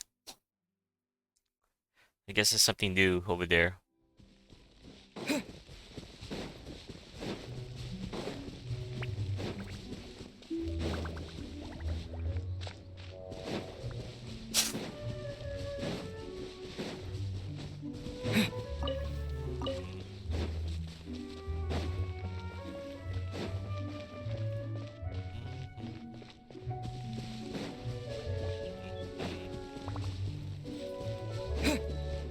What the heck? It looks like we came. Oh, we have to go in the cave. Yeah, there's oh, there's gonna be a cave here. Oh, okay, at least. Oh, it's gonna be a new map somewhere here. Okay, a new map. this place? Somewhere long forgotten by everyone. It used to be a grand building. Now it's nothing more than a pile of rubble. No one comes here anymore, nor does anyone care about what once happened here. Although, this place does have something to do with the story I'm about to tell you. Okay. It was before I became a Harbinger, and before Linny and the others joined the House of the Hearth. Due to certain events, I first killed Clairvy and then her mother. And this is where it all happened. Wow. You were the one that killed Clairvy? Damn, that's insane. So that's why. Patience now. Allow me to explain Clairvy's side of the story first. I'll start from the beginning. Okay. Clairvy was 6 years old when she was brought by her mother, Crucibina, to live in the House of the Hearth. From the outside, it seemed like a fairy tale. A thriving family made up of kind adults and friendly children. Crucibina was the knave at that time, and the House of the Hearth was under her control. She was Clairvy's mother by blood, but she was also the mother to all the children in the house. Clairvy was happy here, for a time. But she quickly realized that being part of this family wasn't a fairy tale at all. It was a kind of purgatory. Purgatory? Exactly. The House of the Hearth takes in war orphans from all over Teyvat. But as for how to raise them, that depends entirely on the person in charge. Crucibina came up with a novel idea. She would teach the children to fight, force them to duel each other, and then crown as the king of the house the child who proved themselves most worthy of inheriting her title. It's difficult to estimate the number of children who died or were maimed in the process. That's insane. There's little I can say about the ones who died. The ones that emerged with permanent injuries, on the other hand, well, they still served a purpose. They would be handed over to the doctor to be experimented on, or sent away on dangerous missions. Nothing more than tools to be used and then discarded. So those were the experiments Clairvy was talking about. But what actually happened to her? You said that Clairvy was Crucibina's daughter, so if Clairvy tried to convince her to stop what she was doing, Crucibina probably would have listened, right? Despite being Clairvy's mother, Crucibina cared little for her daughter. She forced Clairvy to join the House of the Hearth only as a means to demonstrate her own impartiality as a mother, to prove that she treated all her children equally. Clairvy did try to convince her mother to change her ways, but it was to no avail. After her efforts failed, the only other option was to rise up and try to fight back. Unfortunately, the other children had already been thoroughly indoctrinated into the illusion of happiness Crucibina had created. Of course, there was one exception. Someone Clairvy's age who knew the truth about the House of the Hearth. Her name was Peruere. Peruere? Perry? Wait, the friend that Clairvy mentioned? Friend, huh? I suppose we can call her that for now. Clairvy was a cheerful, passionate person with a tenacious spirit. Peruere, on the other hand, was rather cold-blooded. Wait, that looks like you. Her cold-blooded nature allowed her to see through Crucibina's facade. Yet, it was also this cold-bloodedness that prevented her from acting against it. At least at first. While Clairvy longed for freedom, Peruere was convinced that, amid all the fighting and violence, she would make it until the end. Despite their differences, the two became fast friends, united by their knowledge of the truth. Clairvy told Peruere that she hoped to create a real family, where no one would be killed or sacrificed. There may have been a certain naivete to her ideas, but Clairvy proved her determination many times over. She tried countless times to run away, ask for help, or expose the truth. But her efforts only earned her beating after beating. The only thing that kept her going was her strength of will. Even with her body racked with pain, she would still stand on her tiptoes and open the window at night. She and Peruere would look out at the moon together, a fierce longing for freedom shining in her eyes. But one day that light simply vanished. Oh no. What happened? Her hopelessness resulted from a culmination of things. 10 years had passed. 10 years worth of failure after failure. She and Peruere weren't children anymore, but finding any chance to escape still seemed as hopeless as ever. It was during this time that Peruere suggested a new plan. If escaping was out of the question, why not take down the very person sitting on top of this throne of lies? Mother herself. Clairvy rejected that proposal. She claimed that, as a famous harbinger, Crucibina possessed an unimaginable amount of power. Trying to kill her would have an incredibly low chance of success. Clairvy never gave another reason, but Peruere could see it written all over her face. Clairvy still thought of Crucibina as her mother. Killing her own flesh and blood was a line she couldn't bring herself to cross. If she couldn't escape and fight back, then only one option remained. Death. Precisely. Death was the only way that she felt she could be free. It happened during a duel. When she arrived at the dueling ring that day, her partner turned out to be none other than Peruere. Wow. The very person that had stood by her side all those years. It was a fierce battle. But ultimately, Clairvy decided to let Peruere end her life. From that moment on, Peruere's journey was one written in flames. When the rain finally came and washed it all away, there she stood, the sole victor in Mother's endless game of slaughter. A trail of corpses strewn across her path to success. It was the very result she had predicted 10 years prior. Even then, she believed she would make it until the end. She wasn't surprised by the fact that she emerged as Mother's undisputed heir. Rather, her success left her with an inexplicable sense of restlessness. She was unsettled, and there was only one thing that could quell that sensation. Perhaps you two would like to take a guess as to what it was? Killing the person at the very top. Damn. Crucibina, you mean? God damn. But...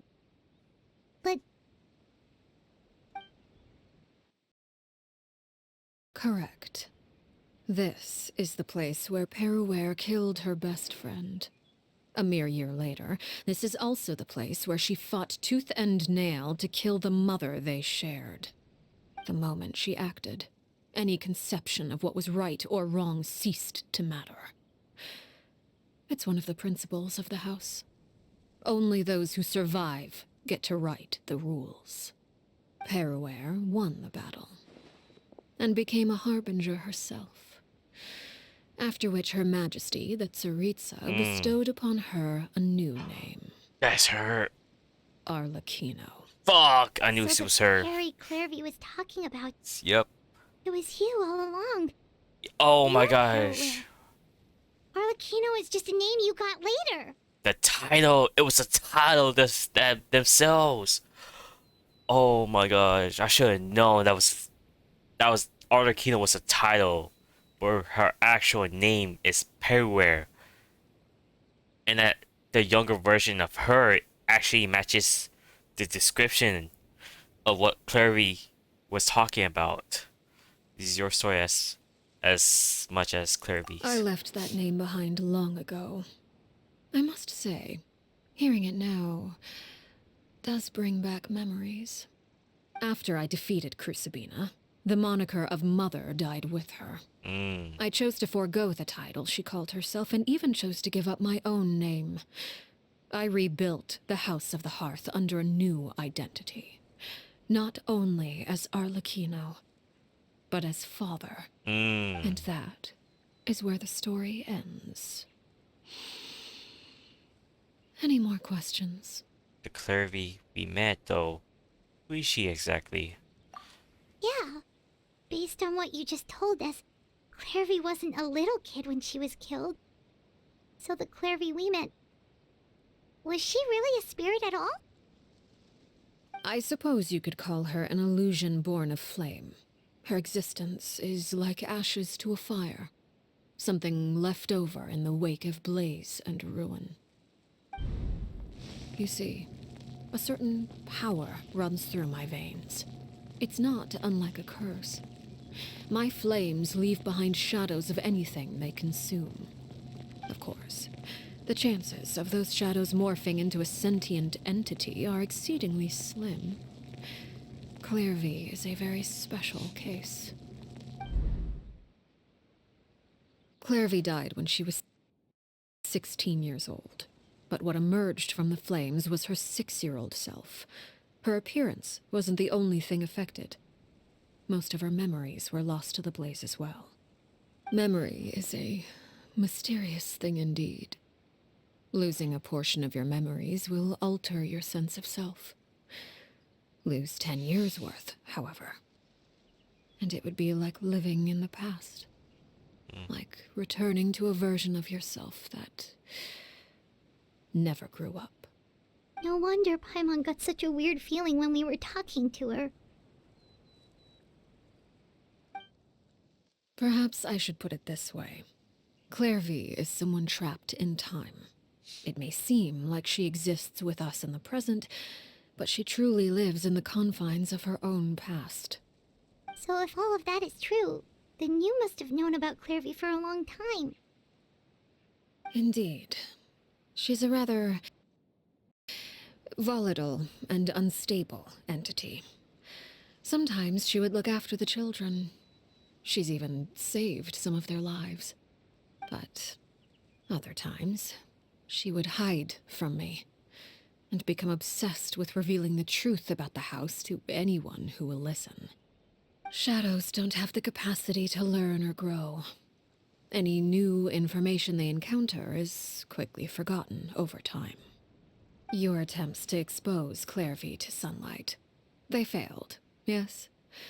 The reason is actually quite simple. In Clairvy's mind, the house is impossible to escape. And it is this very perception that traps her there. But no matter. All I have to do is kill her again, and all will be resolved. I don't anticipate so much as a single speck of ash will be left behind this time. Wait!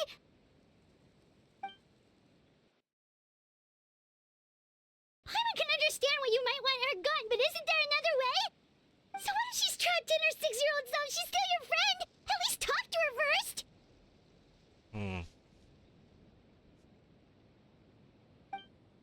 It's too late for that.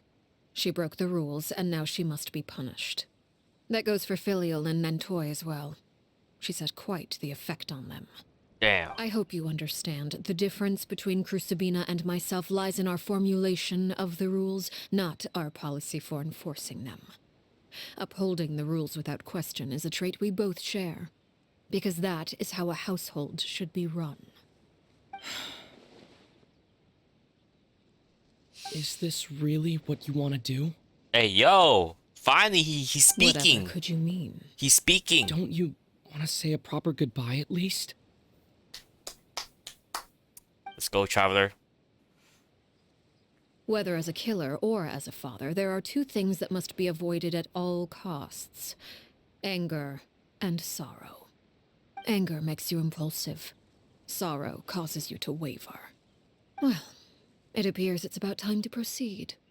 Before we arrived, I told some of my well-behaved children to bring our troublemakers here by nightfall. I do believe I've kept my end of the deal. I gave your friends quite a bit more time. As for what happens now, we'll just have to wait and see.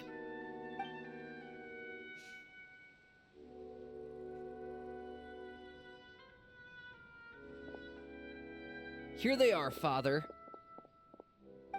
You gonna execute him? Seeing something like that would actually be a first for me. Wow. Winnie! Oh, Clairvy. I'm sorry. I heard about how you helped buy us more time. But I still failed. I couldn't find a way to fulfill her wish. Huh? Are you... Perry? Indeed, it's been a while, Clairvy. Perry! Shh. Stay right there. I'm sorry to postpone our reunion, but first I believe certain scores need settling. Shit. It's time. Time for battle.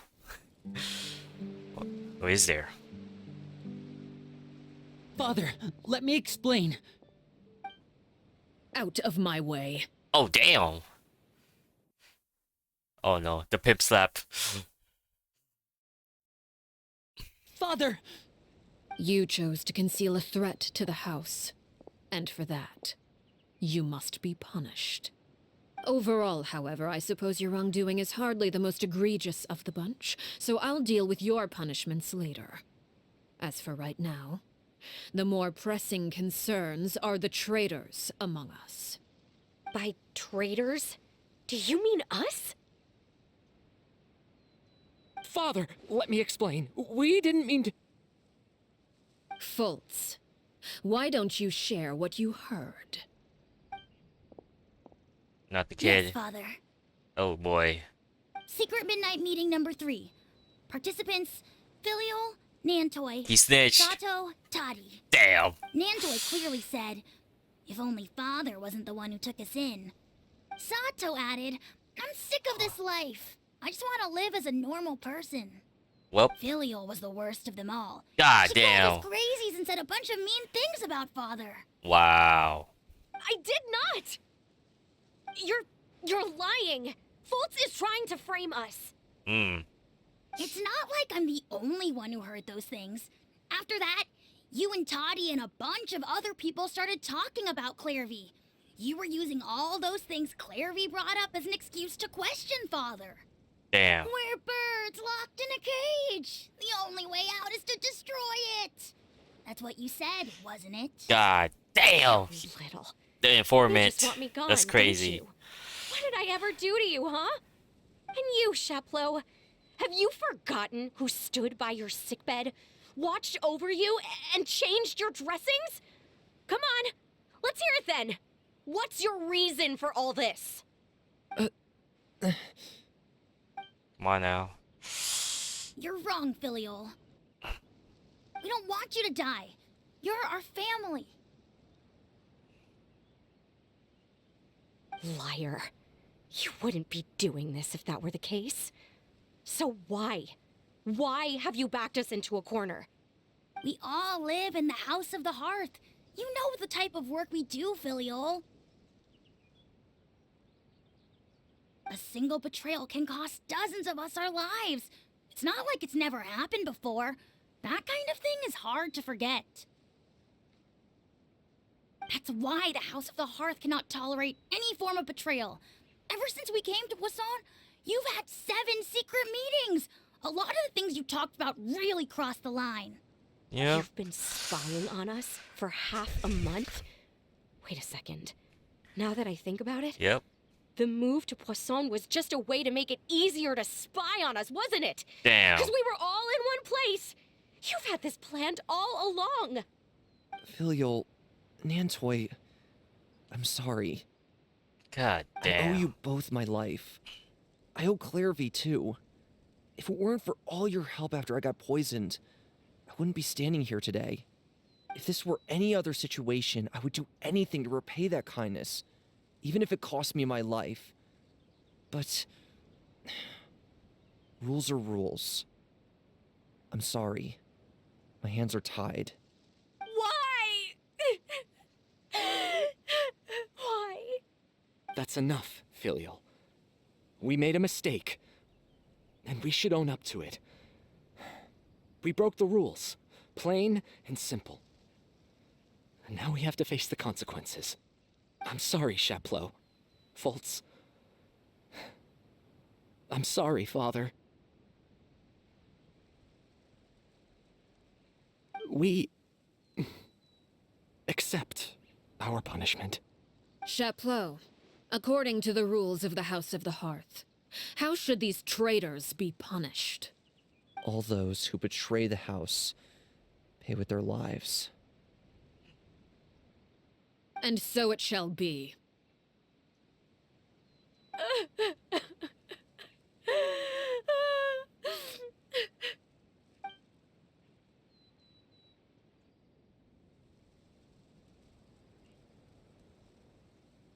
Father, please wait!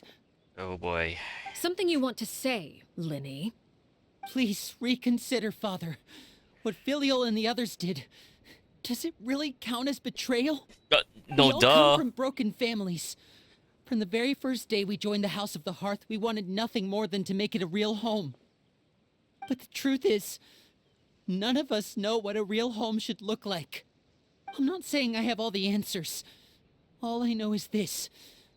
Killing Filial and the others may uphold the rules, but doing so will only bring us further away from being a real family than we've ever been. So please, Father, please, reconsider. I agree with Linny. Father, please. Oh boy. Linny, you... Oh boy. Everybody's gotta stand I up. also agree with Linny. Alright. Stand up, guys. An order once given cannot be rescinded. However, given the extent of your determination, I suppose we shall have to go about this a different way. Draw your weapons. Yep. And face me. Come on. Our weapons? Yep. Father, It's time. are you referring to a duel? Precisely. The rules of the house will not be altered. Traitors must be punished. However, resolving disputes with a duel is also one of our rules, one that also applies to me. Demonstrate a sufficient showing of strength, and I shall offer a concession. Wait. Beat Father in a duel? Impossible. Father is way too strong, even for Lenny. Well, no, duh. He's a fire type. What? He has fire vision. What do you expect? Alright. He's first.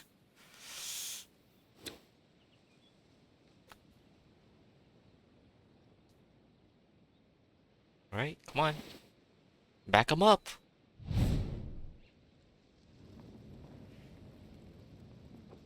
Did you hear that, Traveler? Are we gonna go in? Lenny and the others have to duel the knave. What should we do? Can they really win something like that? Yeah. Yes, we have. If they lose, Ice those vision. people from the house are really gonna be executed.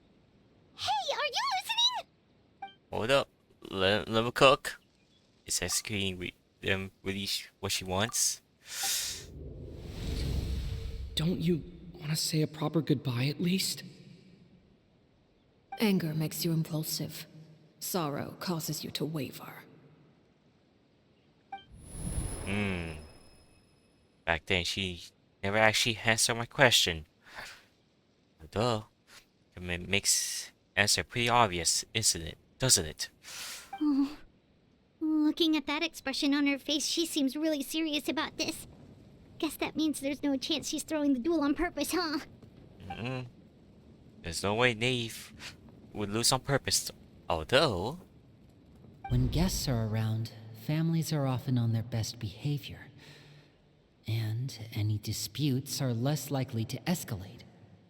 Okay. When the time comes, make the choice that you deem most appropriate in the situation, and lend your help to the House of the Hearth. Okay. What's wrong, Traveler? Hey, where are you going? Traveler? Fuck! We're fighting her! I'd like to see for myself what the fourth of the Fatui Harbinger can do. You're asking to join the duel against the knave? God damn. If that's okay. I'll allow it. We do have a ready-made dueling ring at our disposal, after all. Man, All I finally would our advise weak is ass this. sword. Keep a firm grasp on your weapon, and give it your all. Any less, and you may just lose your life. Oh, this is it. This is lit. Okay.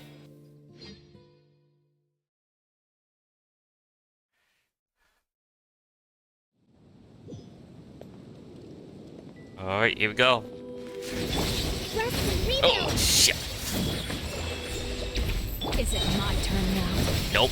I don't care. With these rising flames. Shit. Right now. Dodge Now's that. our chance. Is it my turn? Nope. Water jet!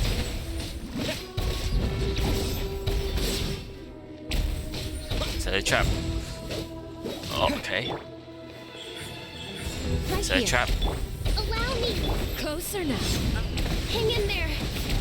Don't worry. With these rising Thank you. flames. How amusing. Ow.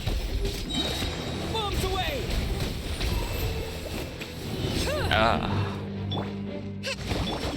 Right now. Oh. Yep. Can't escape this. Is it my turn now? Look out!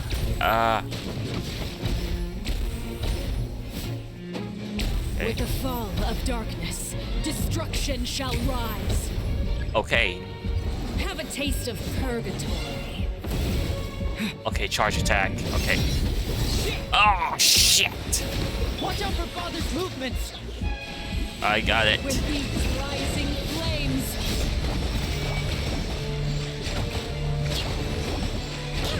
Is it my turn now? Oh my god. Oh, shit. Are you alright? I'm good. I'm good. Ow, ow. Fuck. I'm losing my stamina. Is it my turn now? Emerge. Ow. Oh my gosh. Shit. Go! Getting here! My turn.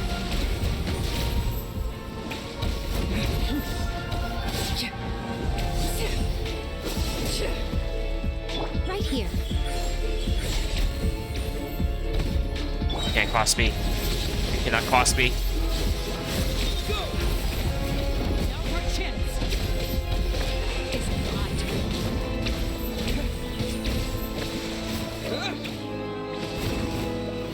Ah, shit. The countdown has begun. Hold the line. Nope. Hang in there. Fly tangled in a web. You've proven to be a worthy opponent after all. Oh, let's go. Hit him with that charge attack. Oh, second phase. Oh. Oh. Oh, that's lit. Oh, that's so lit.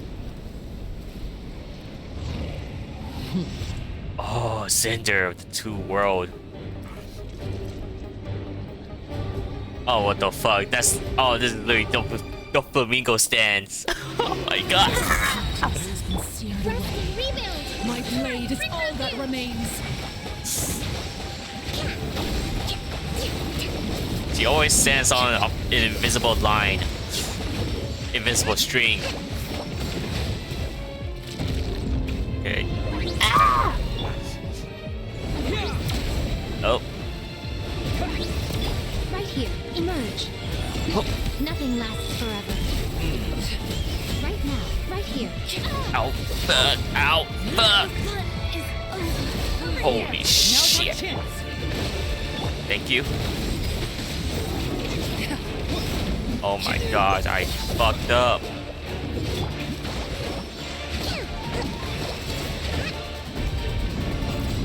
Oh my gosh. Sun and moon have set. Watch out for Father's movements! Oh. Ah, shit. Extinguished. Oh my gosh. Hold the line.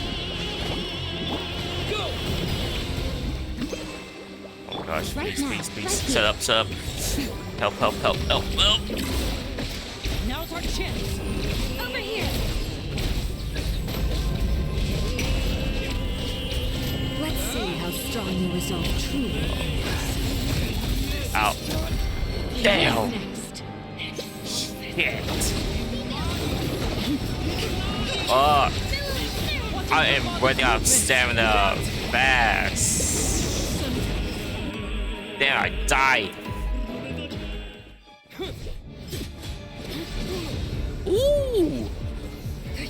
Oh, we're that close. Damn. Okay. Let's go. Let's go, Permanent. You should know better than to crowd in one place. Nah, don't forget the Traveler. Come on.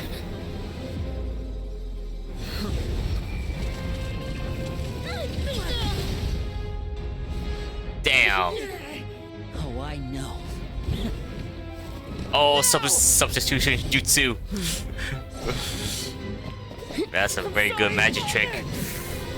Very good magic trick. There's still no chance. Sorry for what? This pitiful excuse for an attack. Come on, Traveler. Damn.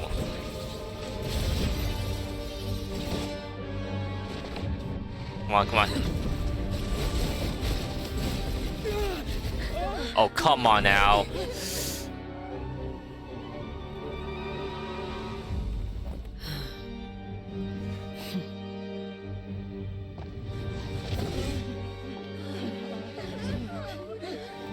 Come on now. Father, no! Traveler, you got the power. Made it out, did you? You're stronger than I expected. Damn those eyes. Not the. Ah, shit. We got hit with Genjutsu. A crimson moon? Come on. I can't. Damn. Move. Not the string food. Oh nah. Oh nah, Genjutsu is real. Damn. Still, not strong enough to beat me. That's wild.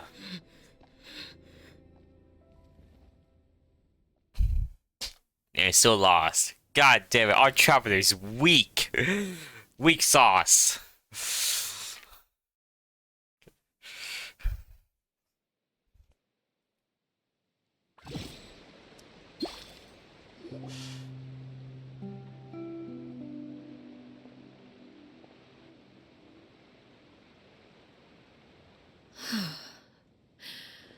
I believe we can end things here. It's not often that we get to enjoy the company of guests, after all. We wouldn't want things to get too out of hand. Brother, are you alright? Lenny! Given that I am the victor of this duel, as agreed, the punishment stands. No!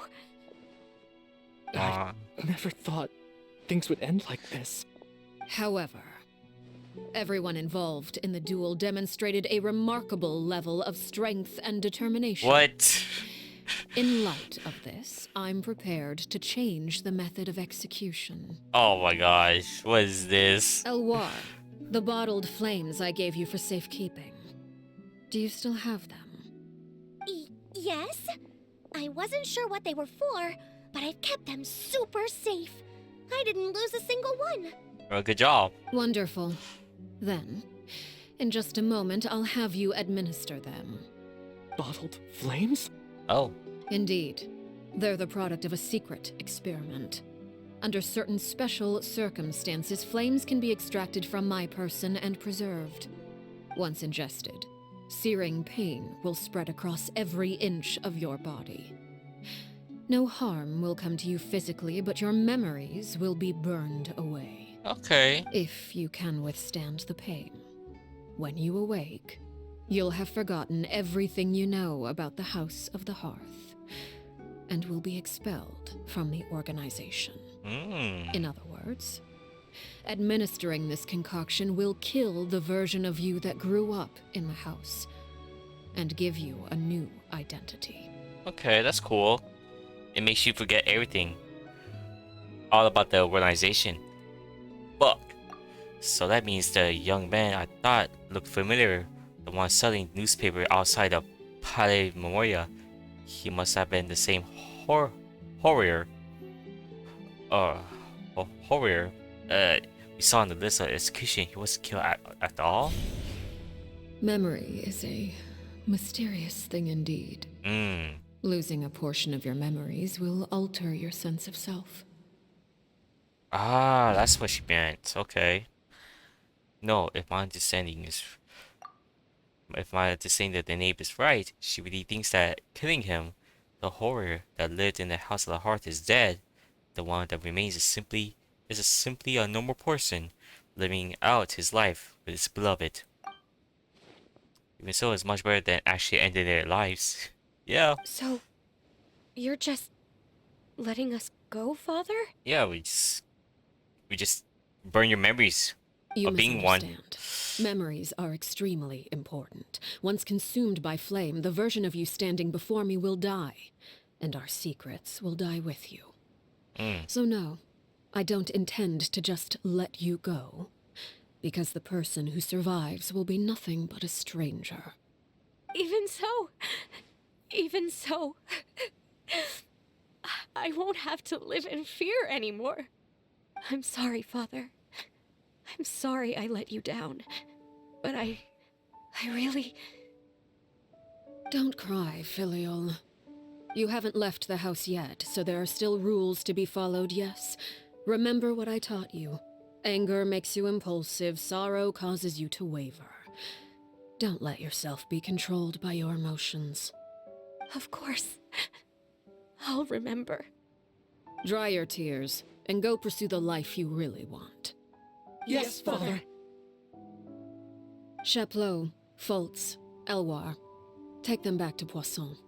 And bring Linny and the others as well. I prepared 3 extra vials of bottled flames. As for whether to take them, the choice is yours. Goodbye, children. The next time we meet, I will no longer be your father.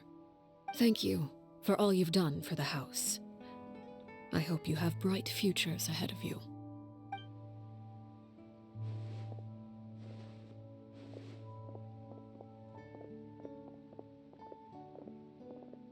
Father.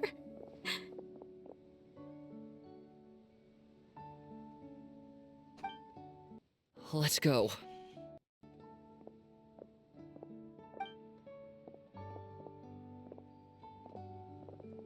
Here, grab my arm, Linny. I'll help you walk back. Thank you.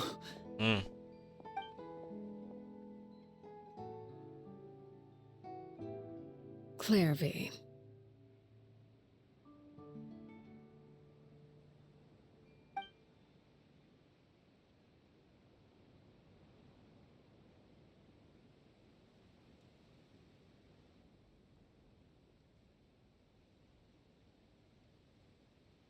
Can we talk now?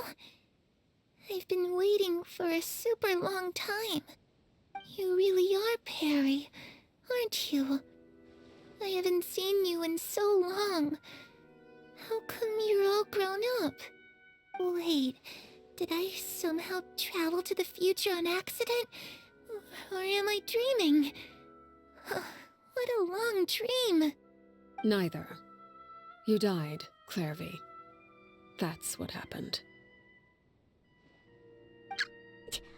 You could have at least sugarcoated it a little. Look, she's that speechless. If it is really... Oh. Okay then. Huh? That's it? You accepted it just like that? Yep.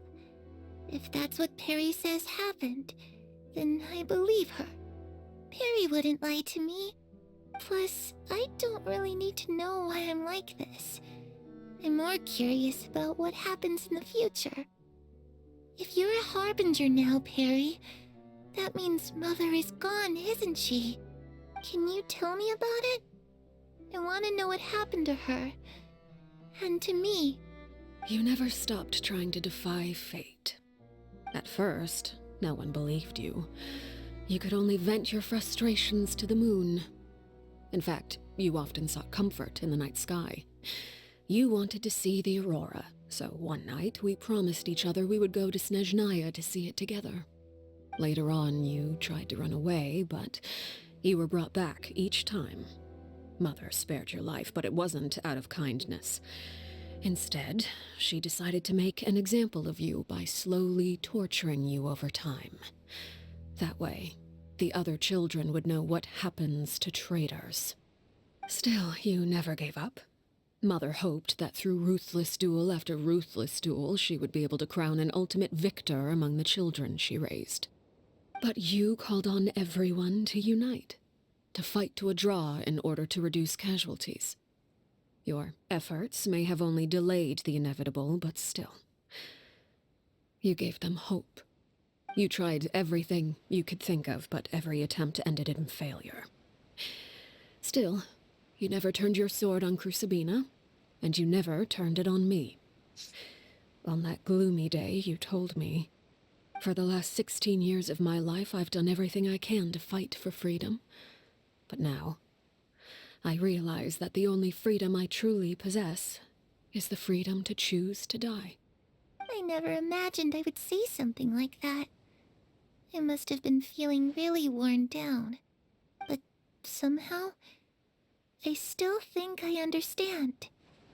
According to Mother's plan, only one of us was going to make it until the end. And I always hoped that person would be you. If I could do it all over again, I still don't think I would make a different choice.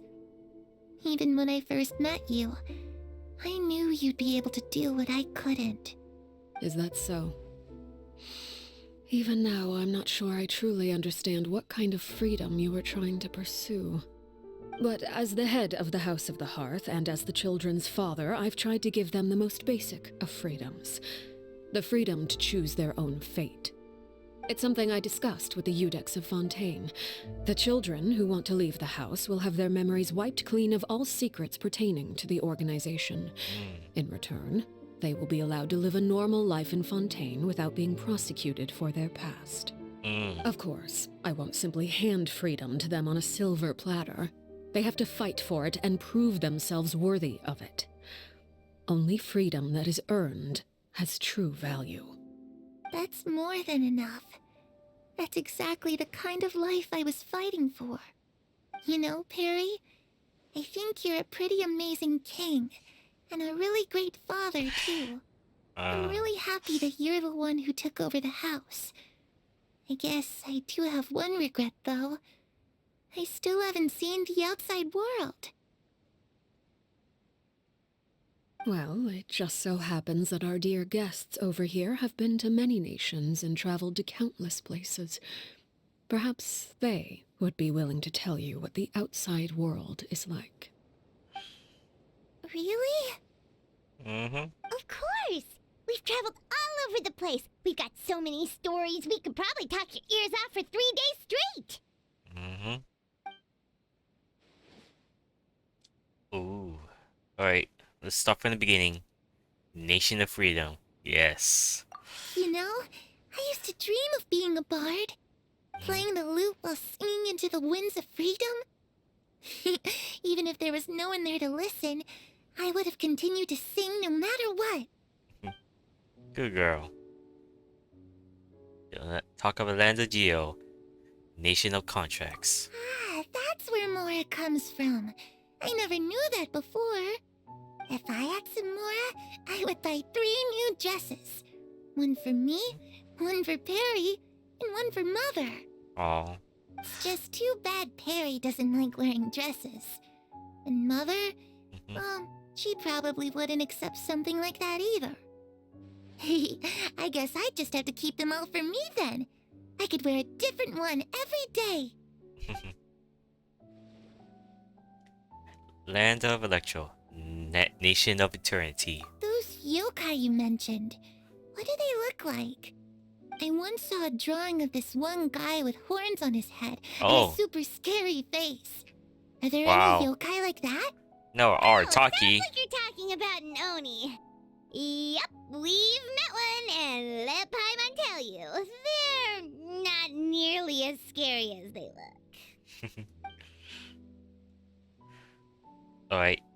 talk about the land of Denjo, Nation of Wisdom. I was always too afraid to skip Mother's fighting lessons. But at the academia, I bet you could do all sorts of secret things in class. Things that have nothing to do with studying. That's true. I'm just kidding. Being able to study whatever you want without having to fear for your life actually sounds pretty great. Sure is. That's it. You tell her about various nations you visit. Eventually, Kawase returns to Fontaine. Yep. The situation was super dangerous. Lenny and Lynette were accused of committing a crime, and they were going to have to stand trial at the Opera Epicles. Oh no. That must have been hard for all of you. What happened next? Don't worry. We were able to turn the situation around super quickly. All thanks to Detective Paimon, of course. How'd you do that? Come on, tell me. Okay, so it was like this. After the failed magic show, we rushed to the scene and...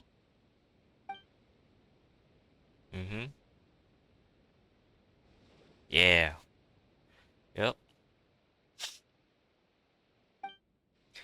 Maybe this is the first time she's been able to truly relax. But I'm not sure how long this moment can last. Shadows don't have the capacity to learn or grow. Any new information they encounter is quickly forgotten over time. That's true.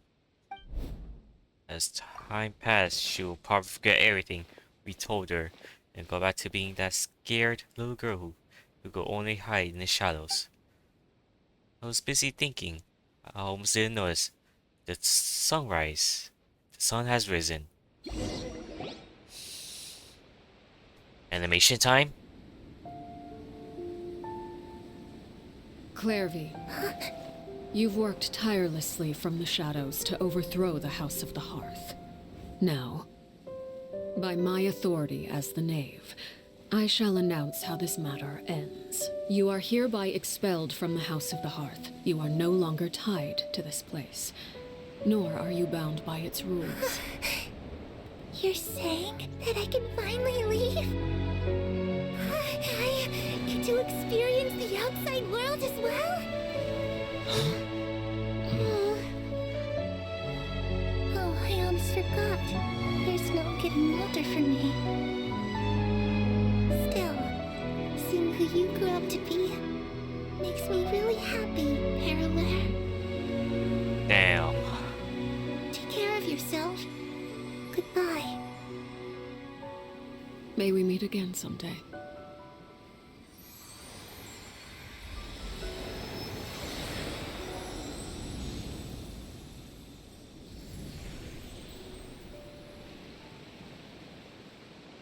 Clairvy.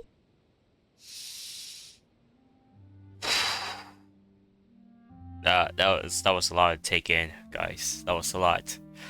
I'm sorry about that. That was a lot. She left so soon. Paimon didn't even get to finish her story. I also have certain sentiments left unsaid. I wanted to tell her that the aurora I saw in Snezhnaya was just as beautiful as the ones in the pictures. But a shadow's memories reset at dawn. Had we delayed any longer, we wouldn't have had the time to say goodbye. Whatever regrets may linger, let them be lost to the coming of a new day. Father? It's Lenny! Hey, Lenny! Wait, what happened? What is he doing back here? Let's go check it out.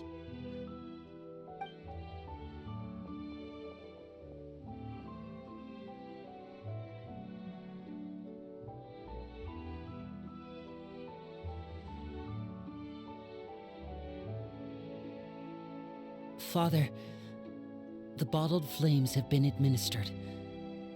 Filio and the others have left the house. And you? What have you decided?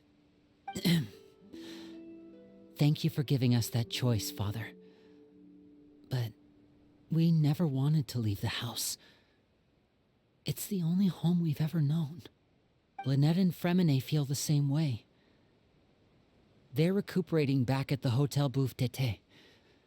But I decided to come back and tell you where we stood. I'm sure you're well aware of the expectations I have for you. I want you to follow in my footsteps and become the next king of the house. Yet you seem to have different ideas. I must admit, I'm rather surprised by your decision to stay. There's nothing wrong with choosing to live a quiet life. Leading this organization is a heavy responsibility, one not so easily carried by someone forced onto the throne. I just never understood what you saw in me. What made you believe I was deserving of that throne? You're brave, talented, and, most importantly, you cherish your family.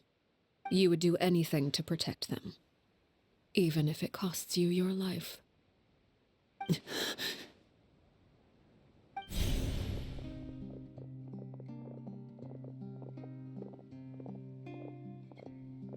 Speaking up back there was so brave of you, Linny.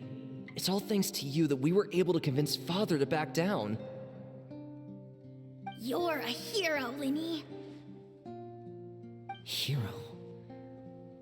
Father is the real hero. Had Father gone all out during the duel, there's no way I would have walked away with my life. She must have had it all planned from the beginning, from the very moment she suggested a duel. I'm not deserving of that title. I'm not strong enough or smart enough. You're wrong.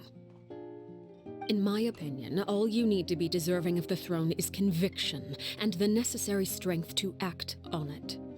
We may have different ideas of what it means to be a family, but you can hardly be said to lack conviction. What you truly lack is strength. For someone of your talent, though, that's something that will come with time. Even without that strength, you still chose to face me in a duel, even though the odds were stacked against you. That capacity to honor your convictions is what I truly see in you. Father. No one knows what the future holds, what tragedy or triumph may be in store. Being at the head of this organization requires the strength of will to face whatever comes. Caution will only hold you back. If reaching a certain standard were required to go after what you want, I would never have succeeded in killing my predecessor. Back then, there was still a considerable gap between our abilities. Strength may decide the ultimate victor, but those who let a lack of strength dictate their decisions or undermine their convictions will never be worthy of the throne. I understand, Father. Thank you. Children must grow up to surpass their parents. Only then can a family continue to flourish. The road ahead is not an easy one, so I'll ask you one last time. Are you certain you want to stay? You've done so much for me, Father, and that kindness must be repaid. Plus, with Project Stuja at hand, there are many dangers ahead, and I, for one, don't intend to back down. Protecting my family at all costs. That's my conviction. Then you're welcome to stay. As for Project Stuja, you need not be too concerned. If those cowardly businessmen and heartless dignitaries try to take us down, I'm prepared to teach them a lesson. Having members who longed for the light was our organization's last weakness. With those members no longer among our ranks, the House of the Hearth is like a spider hiding in the shadows. We need only wait for our prey to come to us. At present, our imperative is to use their plan to our advantage. In doing so, a crimson moon shall rise amid the frigid blizzards of winter. No demonstration of loyalty shall go unrewarded, and no sacrifice shall be in vain. As for the two of you, whether we meet again as friend or foe, I'll remember the camaraderie we shared in this moment. No matter how arduous the journey ahead, I hope we both reach our desired destination.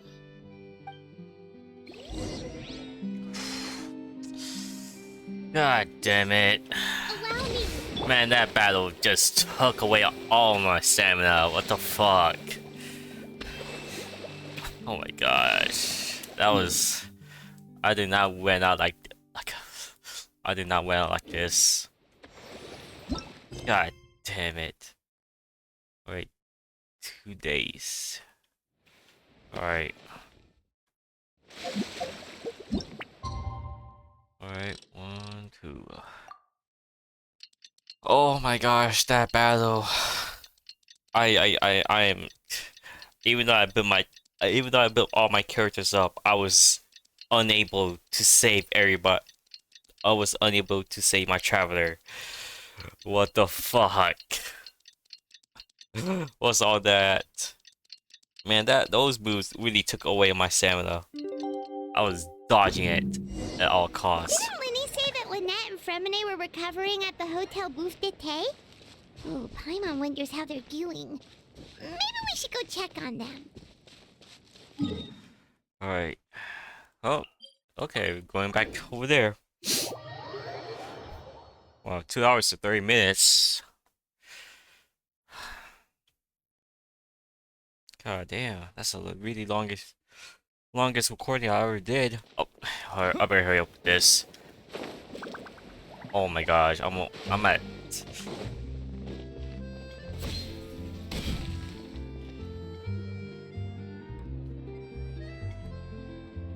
Lynette? Fremine? How are you feeling? Much better. Whew, what a relief! What about you? Are you feeling alright? There's any I worry. knew you'd come out unscathed. Us, on the other hand, well, we've been bedridden for 2 days. I couldn't even turn over. Oof. Oh, and I wanted to ask, is Clairvy gone? Yep. Linny and the other members have left Poisson and returned to the House of the Hearth. According to him, there haven't been any more sightings of a spirit roaming the house. We bear farewell under the blanket of I sunlight. see. I'm glad. Father came to check up on us 2 days ago and told us about what happened with Crucibina and Clairvy. Actually, I've met Crucibina before. Oh, okay. Wait, what? You've met the former knave? Crucibina died a year after Clairvy. It was during the year between their deaths that I joined the House of the Hearth. Crucibina had an extremely cruel and radical way of doing things. While she was alive, the atmosphere in the house was suffocating. When I joined, though, the experiment she valued so much had already come to an end, and all the people involved, dead and injured alike, were gone. Crucibina never talked about the past with us newcomers. A couple of months after I joined, Father killed Crucibina and burned all her files. With that, the names of all the people subjected to her experiments, Clairvy included, were lost to the flames, along with the painful memories they represented. Father took in Lenny and me a couple months after that, but she never mentioned anything about Crucibina or Clairvy. It really seems like something she was planning to keep to herself. Yep. The last time you talked to her, did she mention why she kept it a secret for so long? She said she didn't want us to be affected by the darkness of the past. She was worried we'd develop a false sense of gratitude towards her if we knew about it. The foundation of a family should be free of any corrupting influence. Whatever happened in the past, it has nothing to do with who we are now. And that's what Father told us in the end. But I still thanked her for everything. It was only after hearing about what Crucibina did that I finally realized how insignificant our lives could have been. The members of the house meant nothing to her.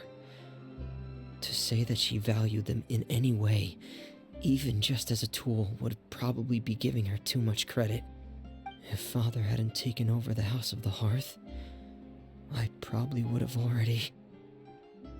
Father rarely brings up the fact that she saved us. She doesn't believe that being indebted to her should be what ties us together.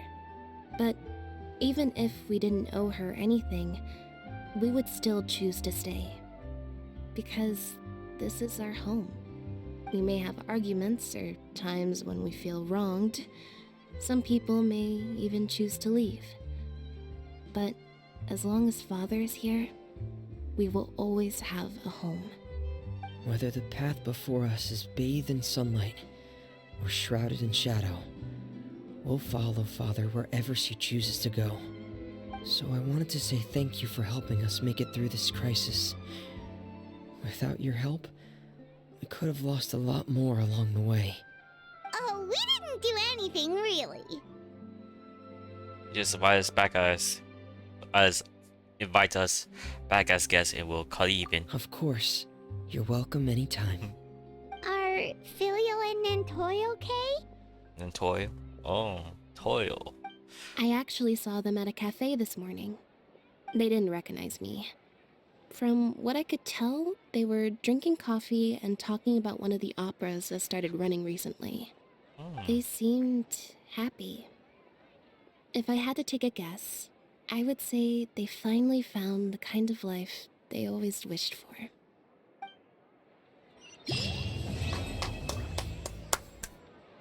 Well, we did it.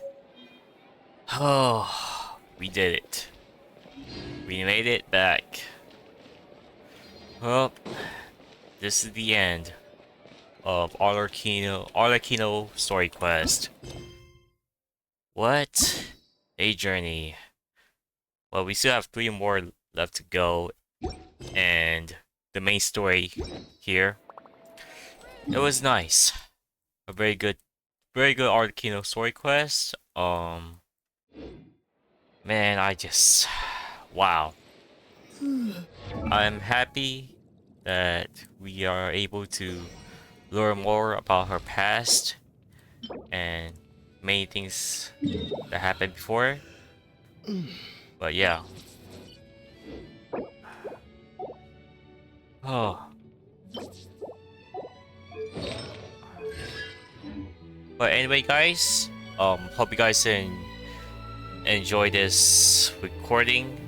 I'll be sure to upload this to YouTube once per week, and we're gonna be starting out with Sino story quest, and then followed up with Clorinth and Siegeween, and finishing off with the main story quest. So it's gonna be about a month left. Yeah, I'm probably gonna be it's gonna take me a month to finish these, cause I do not, because